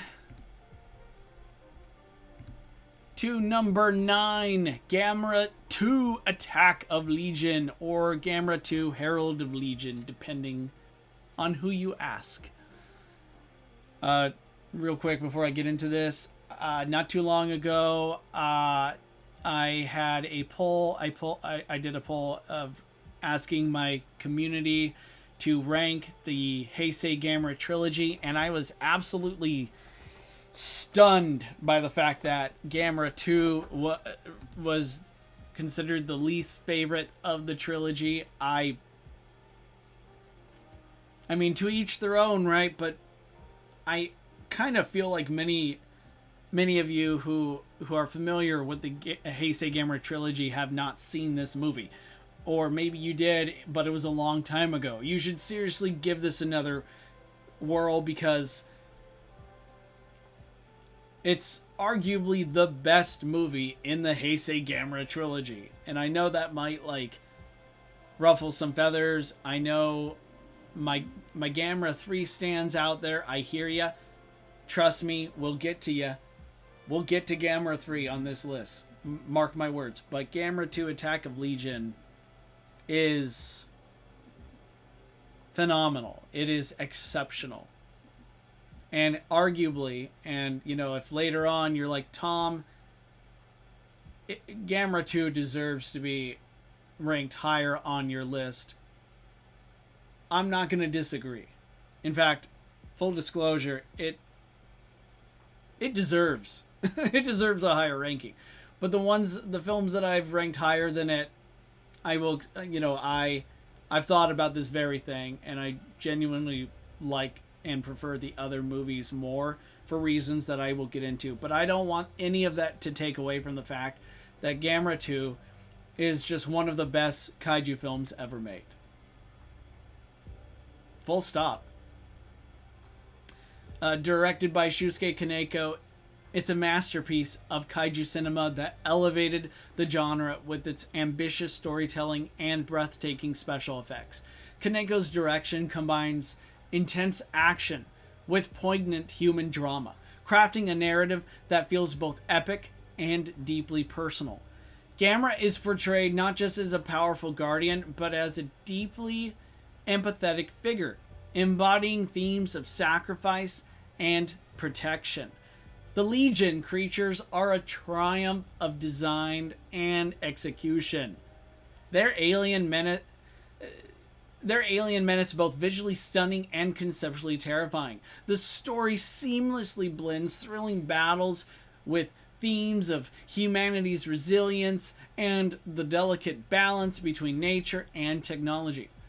With its richly developed characters, stunning visuals, and thought-provoking allegories, Gamera 2 Attack of Legion is a standout entry that cements Gamera's place among the greatest cinematic monsters. For real, Gamera 2 is the reason why Gamera is one of my all-time favorite kaiju.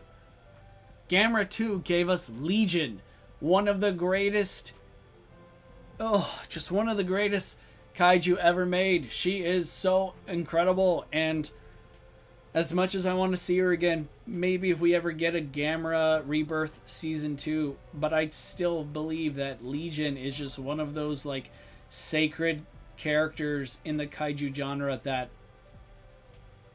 much like how if we ever see BIOLLANTE again, maybe in the Monsterverse, I would be like to the filmmakers in question, handle with care. Legion is just awe-inspiring. The design, all of it, like from not only the practical effects side, like how they brought her to life, but like just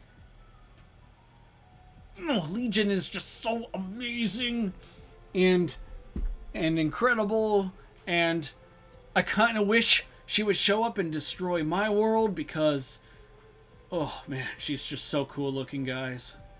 Just so awesome.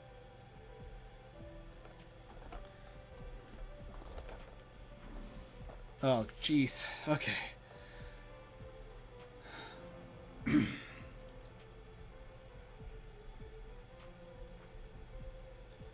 Alright, so we're going to move on to number 8.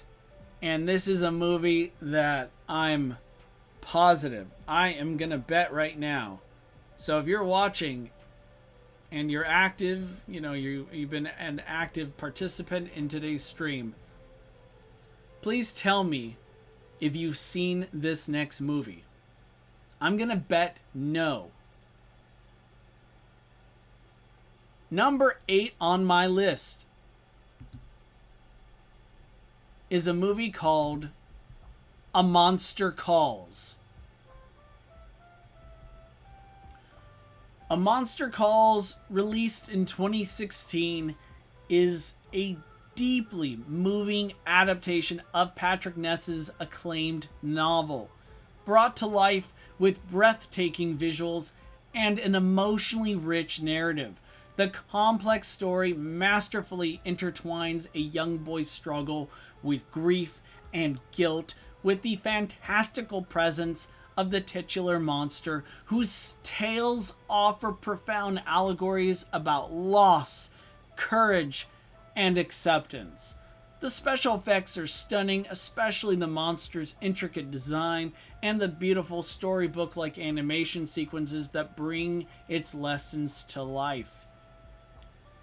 At its heart, the film delivers a poignant human drama driven by powerful performances from Louis McDougall, Sigourney Weaver, and Felicity Jones, whose portrayals add emotional depth and authenticity. A stunning exploration of love, pain, and healing, A Monster Calls is a rare gem that speaks to the complexities of human emotions with profound grace and artistry.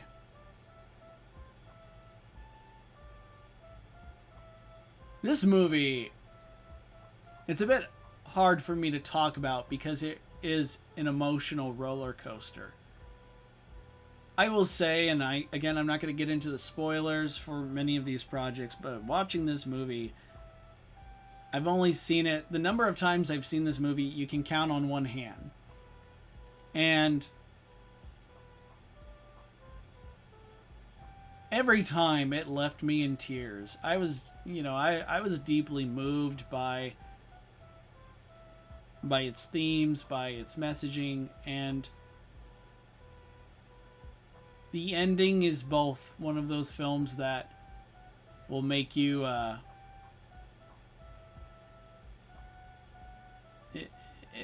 it's both profound and sad.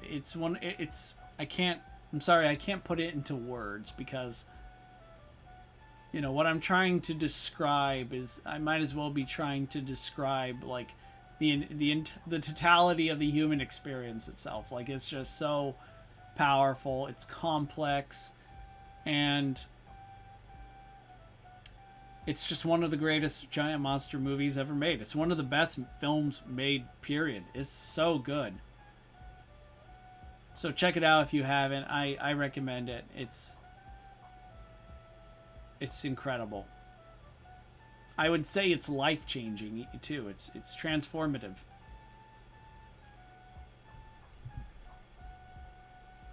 Number 7 on GOJICEMBER, the top 24 giant monster films, is Kong: Skull Island.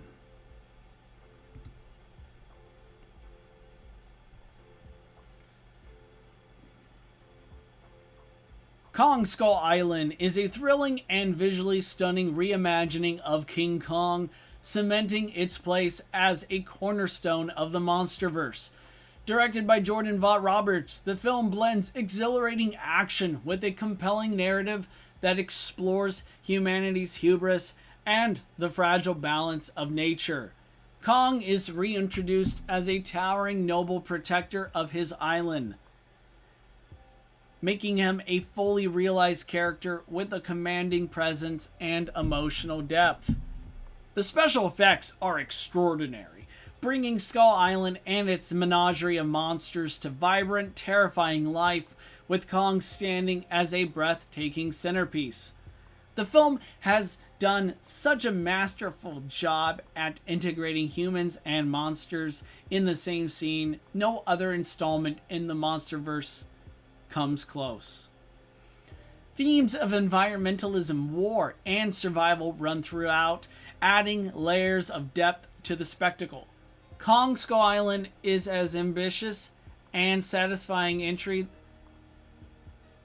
that enriches... Sorry, I guess I meant to say Kong Skull Island is an ambitious, satisfying entry in the MonsterVerse that it enriches not only Kong as a character, but it is my favorite film in the MonsterVerse thus far.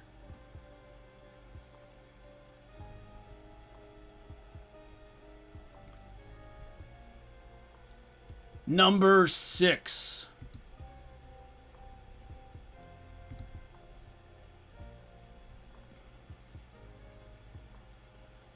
Ultraman Rising, released in 2024, is a heartfelt animated film that masterfully reintroduces the iconic hero Ultraman to a modern audience. Directed by John Aoshima and written by Shannon Tando, the story weaves together thrilling kaiju battles and immersive human drama. It explores themes of family, responsibility, and personal growth through the protagonist Ken, who grapples with unresolved grief and strained relationships while discovering his purpose as a protector. The film's visually stunning special effects brings the colorful chaos of its battles to life, while the voice acting, led by Tomlin Tomita and Christopher Sean, imbues the characters with emotional depth. By balancing its superhero action with tender moments, Ultraman Rising captures the legacy of Ultraman while resonating with new and old fans alike, offering a poignant reflection of on heroism and humanity.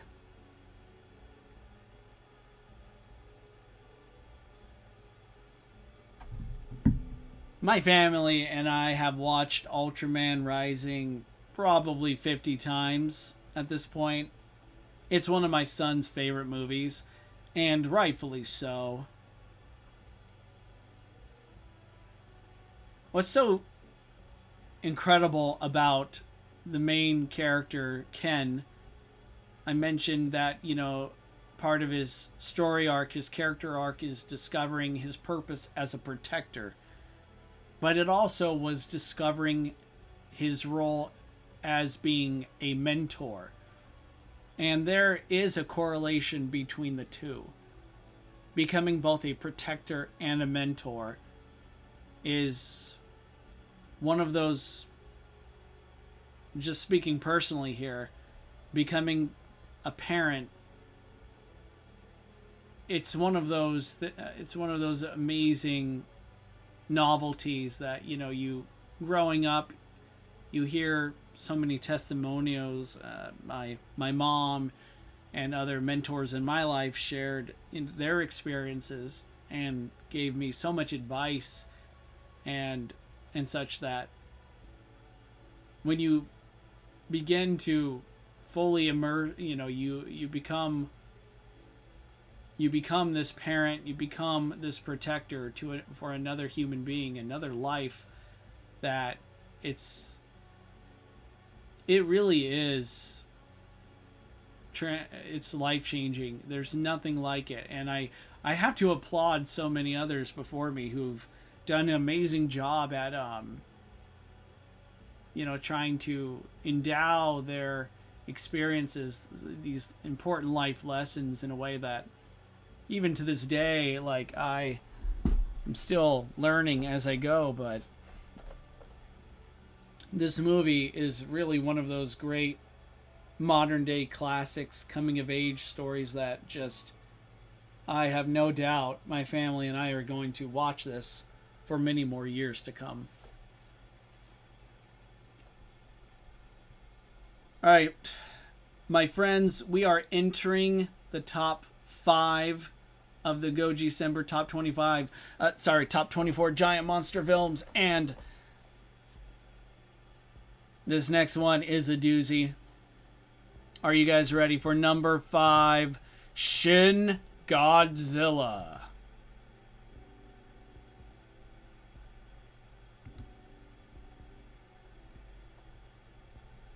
Man, I don't even know if I'm ready for this one. This is a lot right here. This one. Oh. Alright. I'll do my best. I will do my best with this one. Shin Godzilla, directed by Hideaki Anno and Shinji Higuchi, is a bold and innovative reimagining of the iconic kaiju, transforming Godzilla into a horrifying, evolving embodiment of nuclear catastrophe and bureaucratic incompetence. The film's narrative, driven by a razor-sharp script, intricately portrays Japan's struggle to respond to an unprecedented disaster, balancing intense human drama with biting political satire. Godzilla's new design is both grotesque and awe-inspiring, with state-of-the-art special effects showcasing its terrifying transformations and destructive power. The human characters, brought to life by a stellar cast, provide a grounded emotional core, with their voices and actions reflecting a nation's collective resilience and ingenuity. Themes of government inefficiency, environmental responsibility, and the haunting legacy of nuclear power resonate deeply, making Shin Godzilla as thought-provoking as it is visually stunning. This masterful reboot not only reinvigorates the franchise, but also stands as one of the most daring entries in the Godzilla series.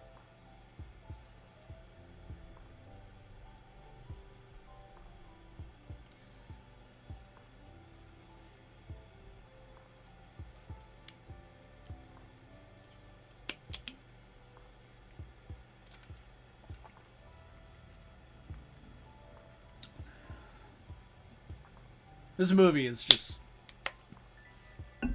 like Godzilla 2014, my first impression of Shin Godzilla was not a good one. I was more disappointed, to be honest, but this is again one of those films, and I cannot testify this enough.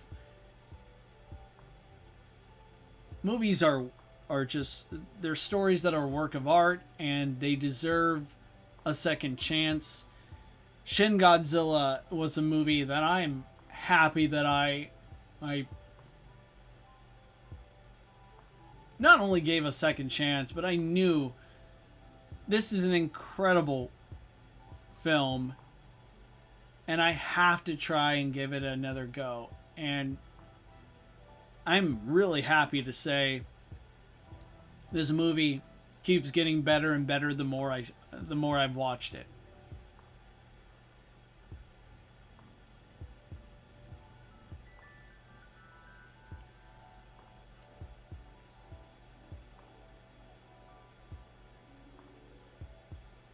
Sean says people complaining about the meetings in Shin is funny, as if that wasn't the point. I admit, one of my wife and I, we do joke a lot about Shin Godzilla and meetings. Whenever we talk about, we have to update our schedules or planning, our planners, that there's some important meeting we have to go to. There's a high probability that we're going to bring up Shin Godzilla, and it's understandable why. It is the point. Like, if you're watching this, or you've watched Shin Godzilla, and every time there's an important meeting or something and you're rolling your eyes, that is done intentionally. That is intentional on the filmmakers' part. I mean, it's the whole, it's government, man. I mean, it's bureaucracy. It's democracy. Like, in order to govern, you need checks and balances. And unfortunately, when it in the face of a disaster, not just a natural disaster, but in this case, a god incarnate, that does get in the way. in fairness to the characters, namely the government officials, I'm sure if they knew what we knew, not only about Godzilla, but in hindsight, what this creature is capable of doing, I'm sure they would have maybe, cut some red tape. They would have taken more risks and tried to trying to stop Godzilla's resurgence. And yeah, as Sean points out here in the comments, this movie is loved in Japan even more than the original or -1. I believe that's the case, yeah. Shin Godzilla has a huge following, and yeah, it's partially due to its filmmakers, namely Hideko Anno, the architect of Neon Genesis Evangelion. He has a huge fan following. But Shin Godzilla, I would say it revitalized the Reiwa era, and it's why we have Godzilla -1. In my opinion, it's also the reason why Godzilla is moving from being not just a, iconic B-movie character, but still not really taking that seriously, to becoming a major player in cinema. Actually becoming, now when you bring up Godzilla, there is, if there's now Godzilla, you can correlate with being a critically acclaimed series. Now, us in the know, us, the Gojiran initiated, we've always known there have been extremely well-made Godzilla movies. I mean, look at GOJICEMBER, my list is full of them. But there are masterclass films in the Godzilla series, and Shin Godzilla is kind of like a wake-up call, I believe, for modern audiences and critics alike. So, number 4 on my list, Pacific Rim. Let's go. I've been waiting for nearly 2 hours to talk about this movie, and I'm not going to be able to talk about it long enough, but I'm going to give it my all here, guys. Pacific Rim, directed by Guillermo del Toro, is a breathtaking homage to the kaiju and mecha genres, reimagining them for modern audiences with unparalleled scale and spectacle. The story is a rousing tale of humanity's unity and resilience, following a diverse group of characters who must overcome personal and collective challenges to pilot massive Jaegers against colossal kaiju. The special effects are dazzling, bringing to life intricately detailed robots and monsters in awe-inspiring battles that seamlessly blend CGI and practical techniques. Del Toro's direction infuses the film with emotional depth, balancing the intense action with compelling human drama and themes of teamwork, sacrifice, and hope in the face of overwhelming odds. The allegorical underpinnings, addressing environmental responsibility and humanity's ingenuity, add a thoughtful layer to the blockbuster thrills. Pacific Rim is a visually stunning, emotionally engaging film that celebrates and elevates its inspirations while carving out its own unique legacy. And I've heard these strange rumors that it had a sequel, but due to my intense investigations, I have found that there is no sequel to this movie. There's just this one, and that's all I'm gonna say on the subject. I kid. Anyone who's a fan of Pacific Uprising, more power to you. It's not one of my favorites. I don't really like it all that much, but again, if you happen to like it, I'm happy for you. It does have good things to it. It has its perks, but let's just face it.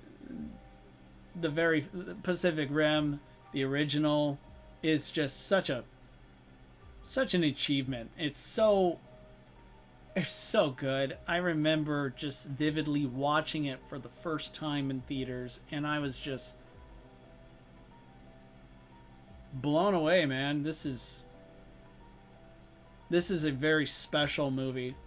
It was made with so much heart, grit, imagination.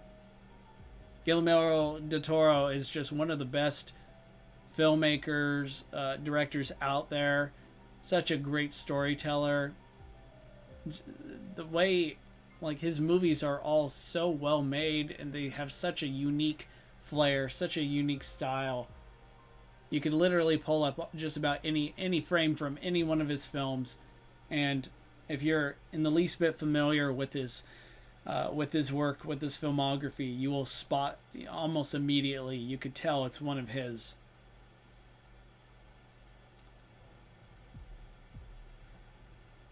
And yeah, as Sean says, Pacific Rim has earned its place in the kaiju genre. Absolutely, this movie is just so good. You can watch Pacific Rim at any point. This movie has it all. You can give it your complete undivided attention, or it could be a background video or a party movie. You can watch it critically. It's got everything, and it's so. Believe me, I've debated about putting it in my top 3. It's number 4 on my list, but you could argue it's top 3 easily, and I would not object. But now you're about to see my top 3, and I think you might see why Pacific Rim made it to the number 4 spot. Which, by the way, being placed at number 4 is respectable. I can only, as a filmmaker, I can only dream at this point of making a giant monster movie that others would put in their top ranking lists. And that's a dream that will remain a dream, I'm sure. But, I don't want anyone to get any false impressions here. Pacific Rim is just one of the greatest giant monster movie films ever made, bar none. And Sean just said, I bet my entire existence that Gojira is number 1. It's funny you mentioned that, Sean, because number 3 is Gojira.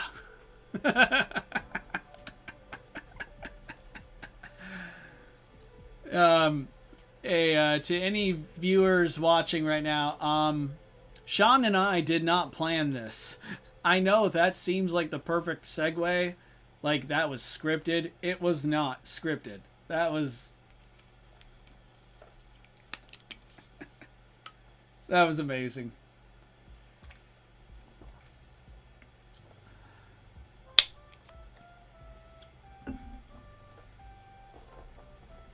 Now, I know what some of you might be thinking. Obviously, Gojira 1954, Gojira is obviously it made the list. And I know there might be some fans out there who want to say this, but they might feel constrained by the fact that this is such an iconic film that so many of you might be like,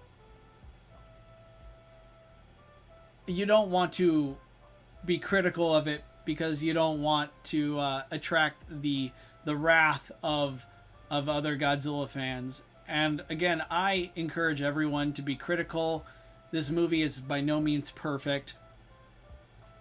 I don't believe any movie is perfect. Even movies that I call perfect, or I might say it's perfect, I don't mean literally. No movie is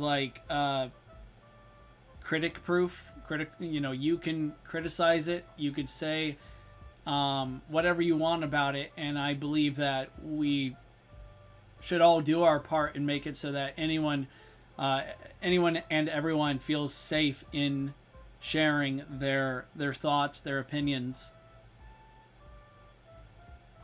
But when I say Gojira is like one of the greatest giant monster movies of all time, I'm not saying it because I'm trying to, I'm trying to win the approval of like a huge number of other Godzilla fans. I'm not saying it so that others agree with me.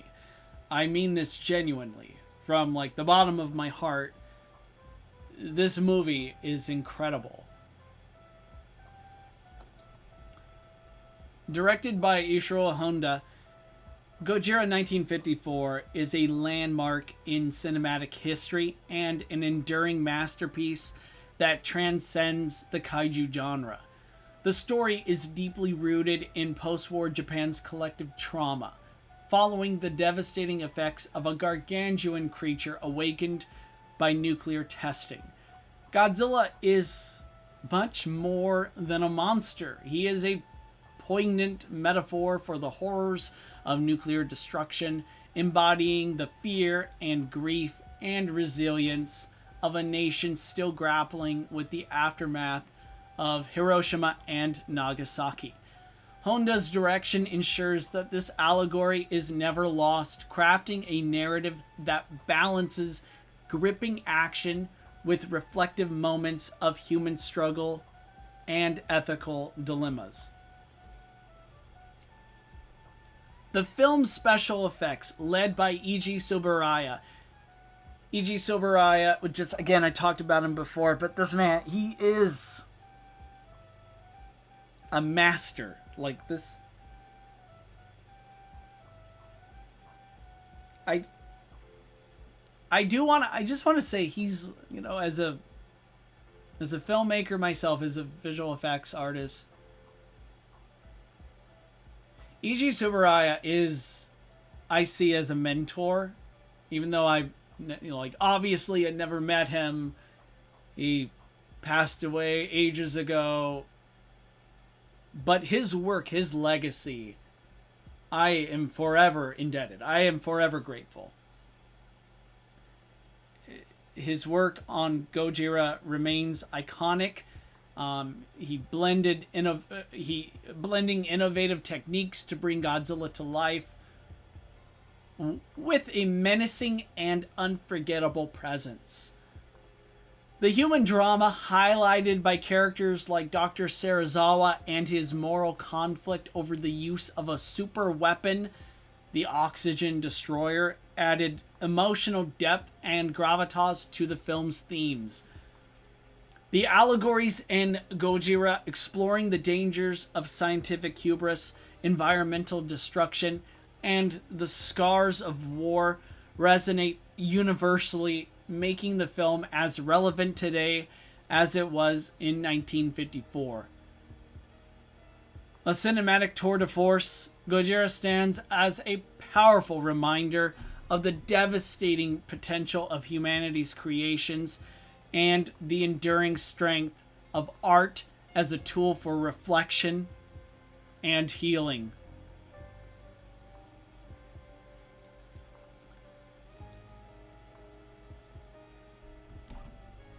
Sorry guys, I tried doing I tried doing this film justice, but I still feel like I didn't. This is just,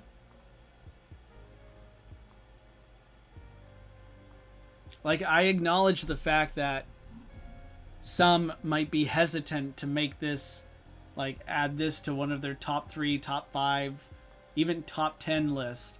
Even those who are critical of this film, and rightfully so, it's, again, not perfect, still acknowledge its place, its role, and everything. And I gotta say, I kept kind of fighting whether or not I should even include it, because it's so iconic that I tried introspectively, asking myself, am I doing this because of just its status as being the one that started it all?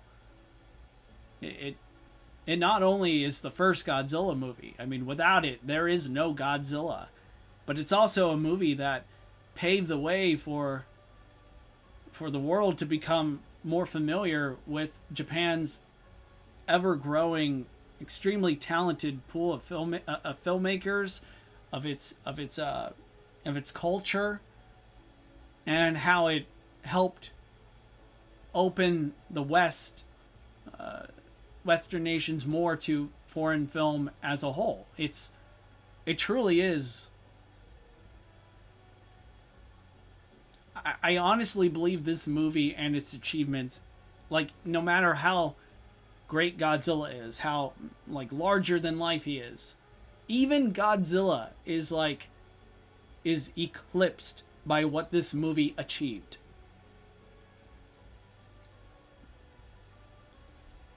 As Sean says right here in the comments, Tomoyuki Tanaka, Haruo Nakajima, Akira Ifukube, Eiji Tsuburaya, and Ishiro Honda, these men defined Gojira. This is true, and so much more. I mean, Eiji Tsuburaya would go on to found Ultraman. Haruo Nakajima, by the way, he brought Godzilla literally to life. That was him beneath the nearly 160, 180 pound suit. That was super hot. God. Mothra be thy name. This movie is just...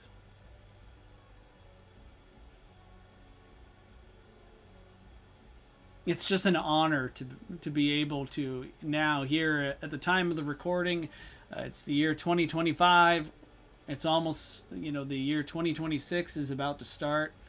And this movie is just as relevant today as it was decades ago, nearly 70 years ago. Or maybe it's a little more than 70. Sorry, I can't. I'm an American. I'm not really good with counting.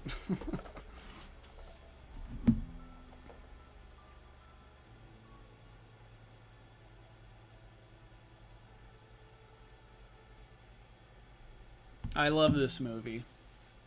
I respect it. I still see myself as a student of cinema. And this is one of cinema's greatest teachers.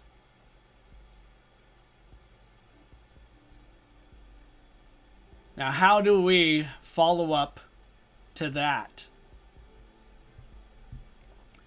Number 2 on GOJICEMBER's top 24 giant monster movies list is a film that was my number 1 choice for decades, and it could very well be again.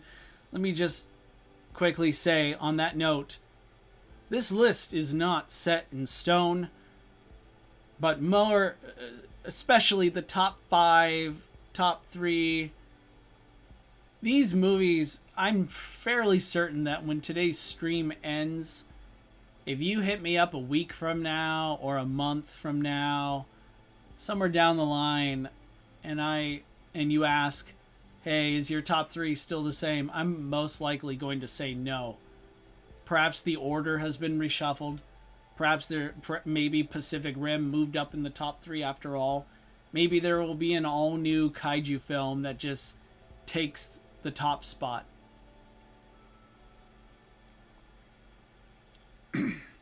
And you know what? I welcome that. I'm happy to say that my list is subject to change.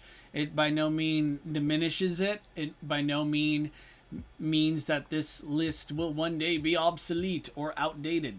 Far from it. I have movies from 1954 on here. And though I am still... I shouldn't bring it up because I am disappointed in myself for not including it, but 1933's King Kong is every bit on par with Gojira.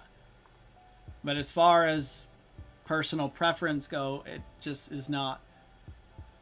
It just didn't make my list. And I'm sorry, again, to those of you who who love that movie and cherish it. It is an incredible film. But this next one, number 2, is a movie that single-handedly inspired me as a filmmaker, a director, a writer, as a motion graphics artist. I am, of course, talking about Gamera 3, Revenge of Iris.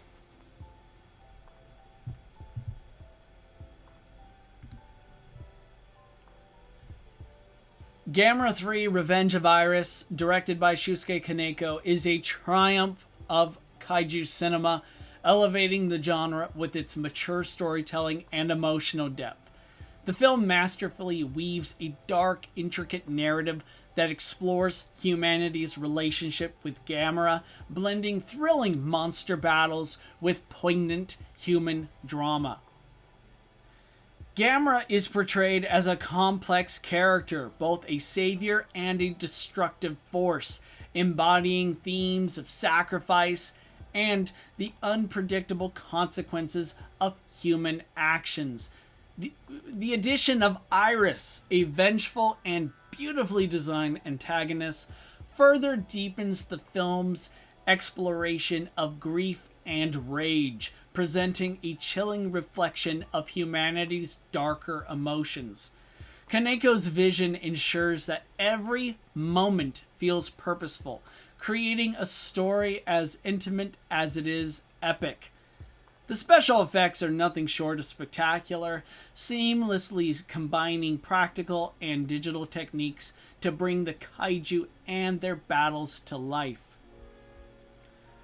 The human characters, especially Ayana, add a layer of emotional resonance as her personal tragedy and connection to Iris highlight the consequences of unchecked hatred and despair.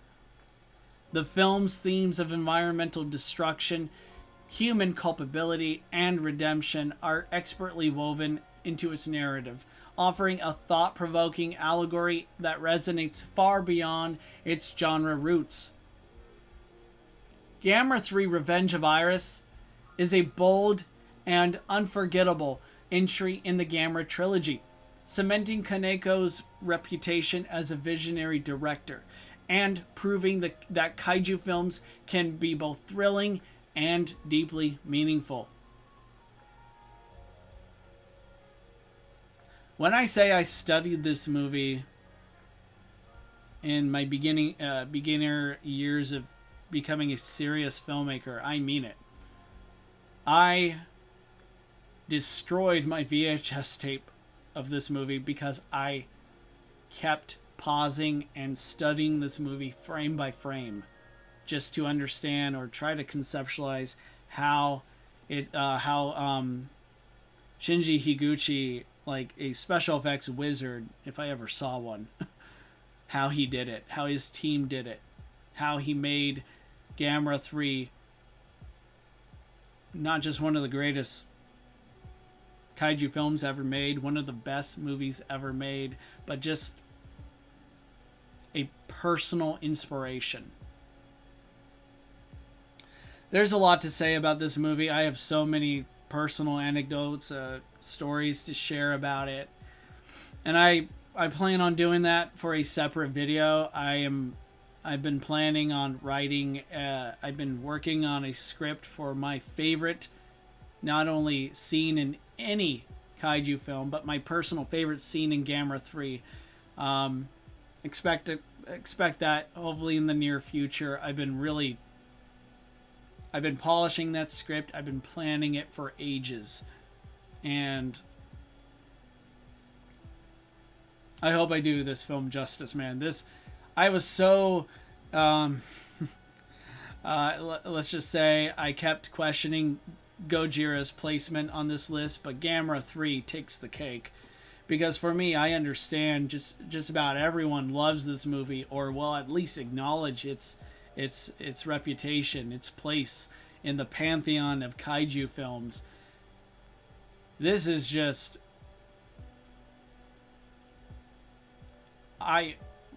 you know, as a kaiju film lover, it was always so hard for me to find people who would be willing to watch movies that I enjoyed.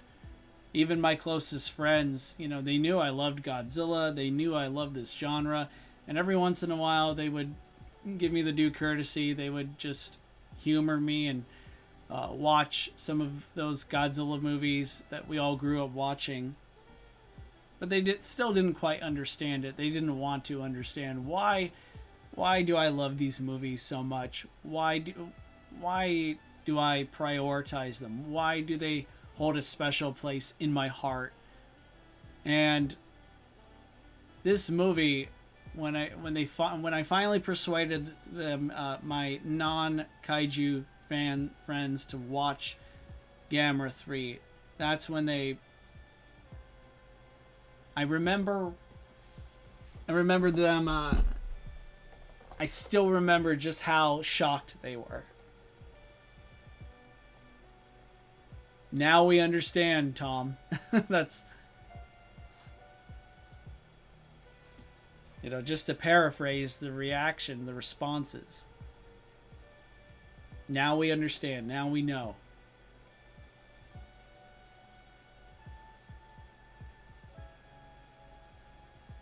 Gamera 3, Revenge of Iris. For all intents and purposes, you know, whether it's number 2, number 1, number 3, number 7, whatever. Its legacy lives on, and it will. I just love reading the testimonials, the stories of fans who are discovering this movie for the first time. There's nothing like it. You'll never forget watching Gamera 3 for the first time. Or the first 300 times.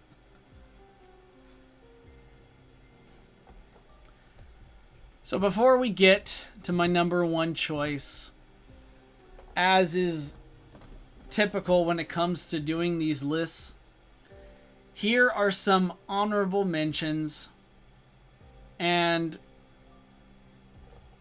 I am going to take just a little break because we're about to get to the number 1, but I want you all to take some time, express, like, please share with me what your number 1 pick is. What's your personal favorite giant monster film?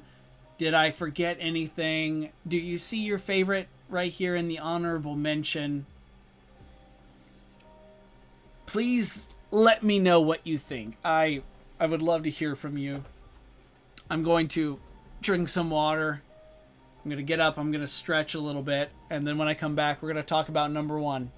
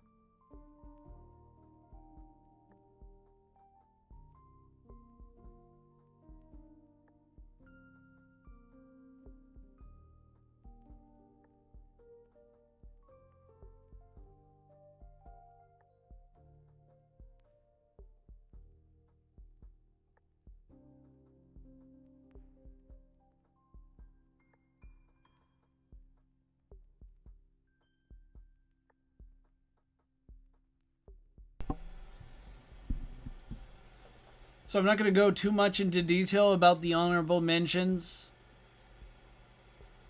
But I will say there are so many great kaiju films out there, giant monster movies that I have not covered and will not be able to today. I mean, there's always tomorrow and many more after, but I don't want to take away from the fact that it's great to celebrate these movies. It's good to share. It's good to express what these movies did for us, how they make us feel, why they're important, why they matter, and why it matters for you to share how you feel about it. I want everyone to know that Kaijutopia will always be a safe place for you to share and express yourselves, to be able to talk about these movies, these characters that we love, and that you are respected, your opinion, your views matter. We are all Godzilla fans. We are equal in our pursuit of not only continuing to enjoy these films that some of us grew up watching, but how we are planning, we still have so much more to enjoy, and there are so many more great giant monster films still to come that I still, if I'm like 90 and I'm still streaming, or I'm still talking about Godzilla and I'm still talking about what these movies mean to me. I'm still lucky to have great fellow fans like yourselves who are there every step of the way, who are still, sharing what you think back. I look forward to this the most just by interacting with you guys. So thank you so much for being here. I like it. Sean here says Gojira is my favorite. I would put why, but the stream doesn't allow me to write that much. I kind of relate, because even though I know you're talking about, in the chat, in the messaging, in the message bar there, but I've been going for nearly 3 hours now, and I feel like that is nowhere near enough time to talk about why Gojira is such a great film, why it's such an amazing work of art. All I can do now is talk about the number one choice, my number one pick for GOJICEMBER. Out of 24 giant monster films, this is my number one giant monster flick. And as I'm sure many of you have already figured it out, it's Godzilla -1.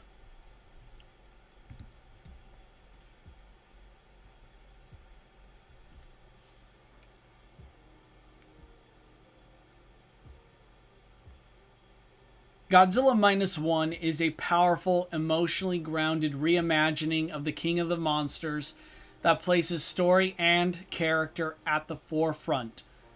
Set in post-war Japan, the film tells an intimate, human-centered narrative about loss, guilt, and survival in the shadow of national devastation. Rather than rushing to spectacle, the story patiently builds its world and its people, allowing the audience to fully absorb the psychological weight of a country already brought to its knees before Godzilla ever emerges. This careful storytelling gives the film a sense of gravity rarely achieved in blockbuster cinema.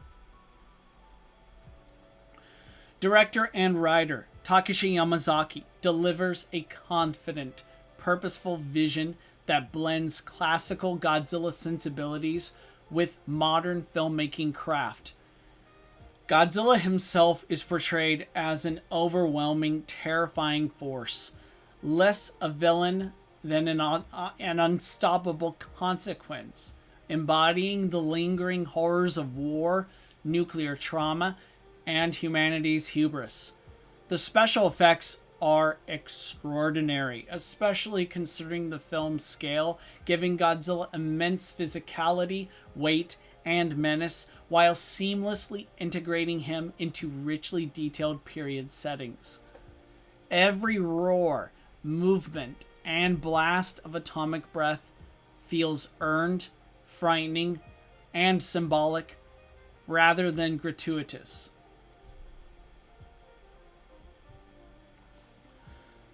What truly elevates Godzilla Minus One is its deeply endearing human element. The characters are not mere observers of destruction, but emotionally complex individuals wrestling with shame, responsibility, and the desire to live meaningful, worthy lives. Especially after surviving so much. Their relationships, built on shared grief, quiet hope, and hard-won courage, form the emotional backbone of the film. The themes of collective resilience, moral accountability, and choosing life over despair resonate long after the final scene. In balancing spectacle with sincere human drama, Godzilla Minus One stands as one of the most impactful and heartfelt entries in the franchise's history.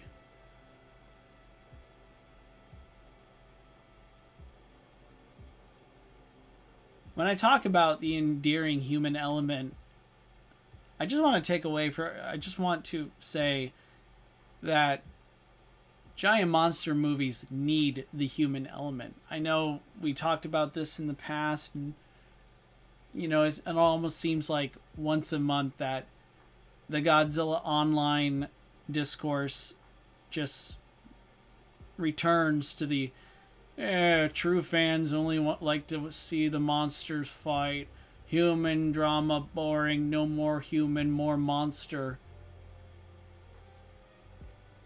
And though it might sound biased for me, a mere human, a man to say, but without the human element, these movies are nothing. The humans are the glue. We need them to help us see and recognize and feel the messaging. What are these movies about? What is the story trying to say? What is it trying to teach us? And Godzilla Minus One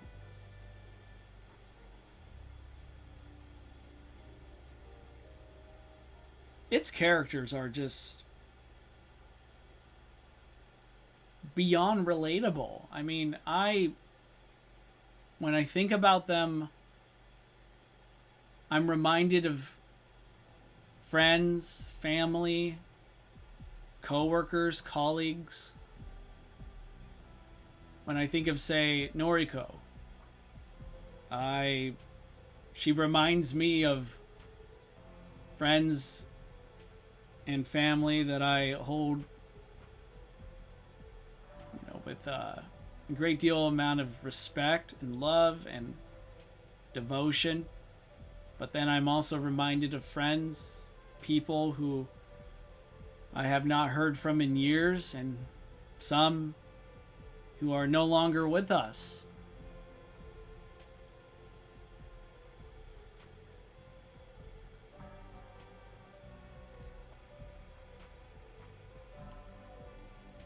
It's at this moment I had to stop and check to see if my microphone was muted or not, because I've done that before, and I'm like, oh man, this is such an emotional stream. Like, we're near the end here, and I'm already like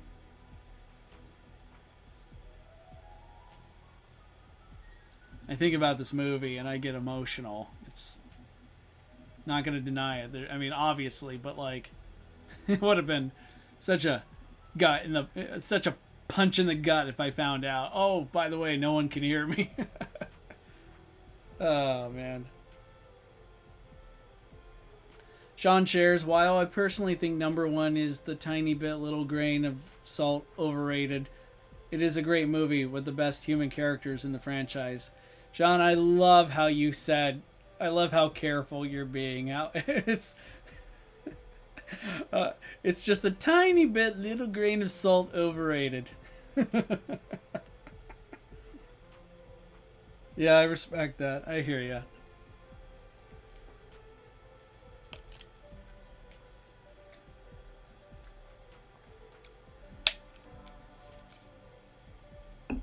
I have several videos about Godzilla -1. I have done streams of the movie in the past. I'm sure I'll be doing more in the near future with Godzilla -0, the sequel to Godzilla -1. As of right now, I believe it's coming out sometime around June 2026.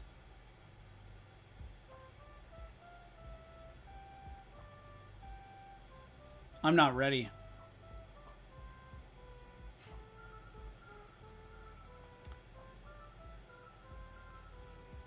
Man, I still remember Godzilla -1 being announced as being a contender for the Oscars for the best visual effects. And I remember, you know, not only like I made a Godzilla Oscars -1 stop motion short, and I designed it so that win or lose, I can upload this on the same day, the moment we find out whether Godzilla -1 won an Oscar or not. And I remember watching it all live. My family and I were all there, and as soon as Godzilla -1 was announced as the winner, man, I sobbed. I had such happy tears coming down my coming down my cheeks. I was just like, it's amazing. It's not just a testament to Godzilla -1. It's the character. It's Godzilla. It's the series. Everyone, all the directors, the filmmakers, the actors, everyone who's played a part in this series from the very beginning. I feel like that was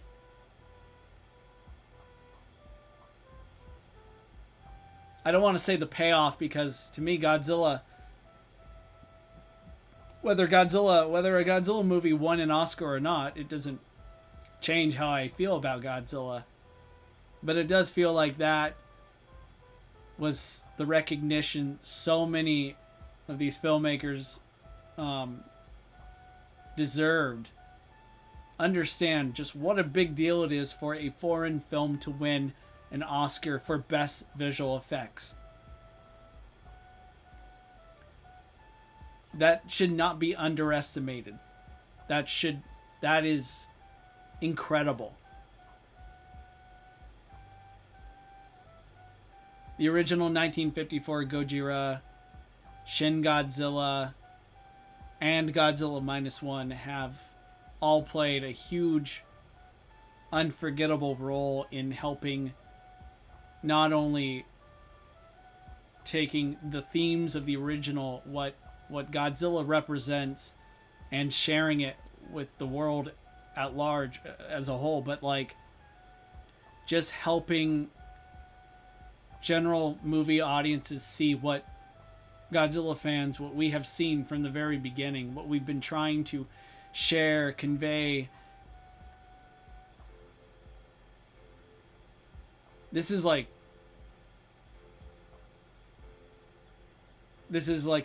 series is just one of a kind, and Godzilla -1 embodies that. Godzilla Minus One is my #1 giant monster movie. And I can't wait to see Godzilla Minus Zero. Who knows? Maybe I gotta update this list next year. We'll see. If you guys want to see another GOJICEMBER, just let me know. This one was a long time coming. I gotta be real. I never thought I'd get back to it and actually see it through to its end. But here we are.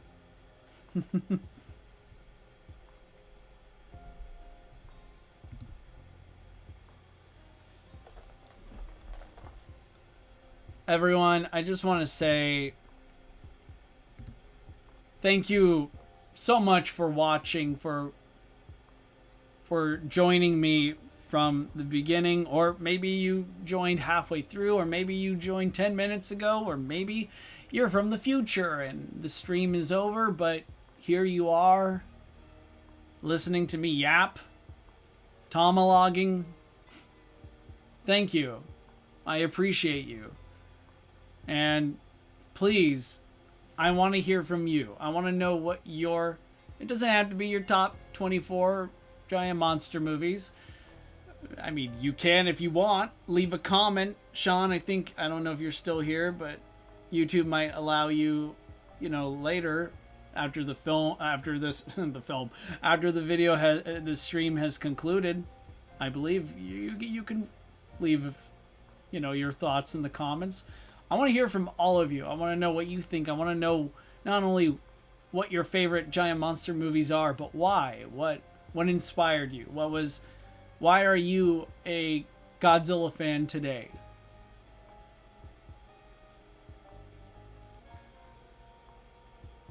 At the time of this recording, we're just a few days away from the new year. I hope all of you are safe. I hope the holidays treat you well.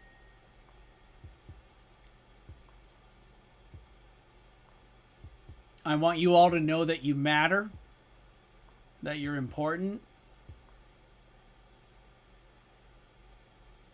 I love you all. Thank you so much for watching. And until we meet again, stay safe.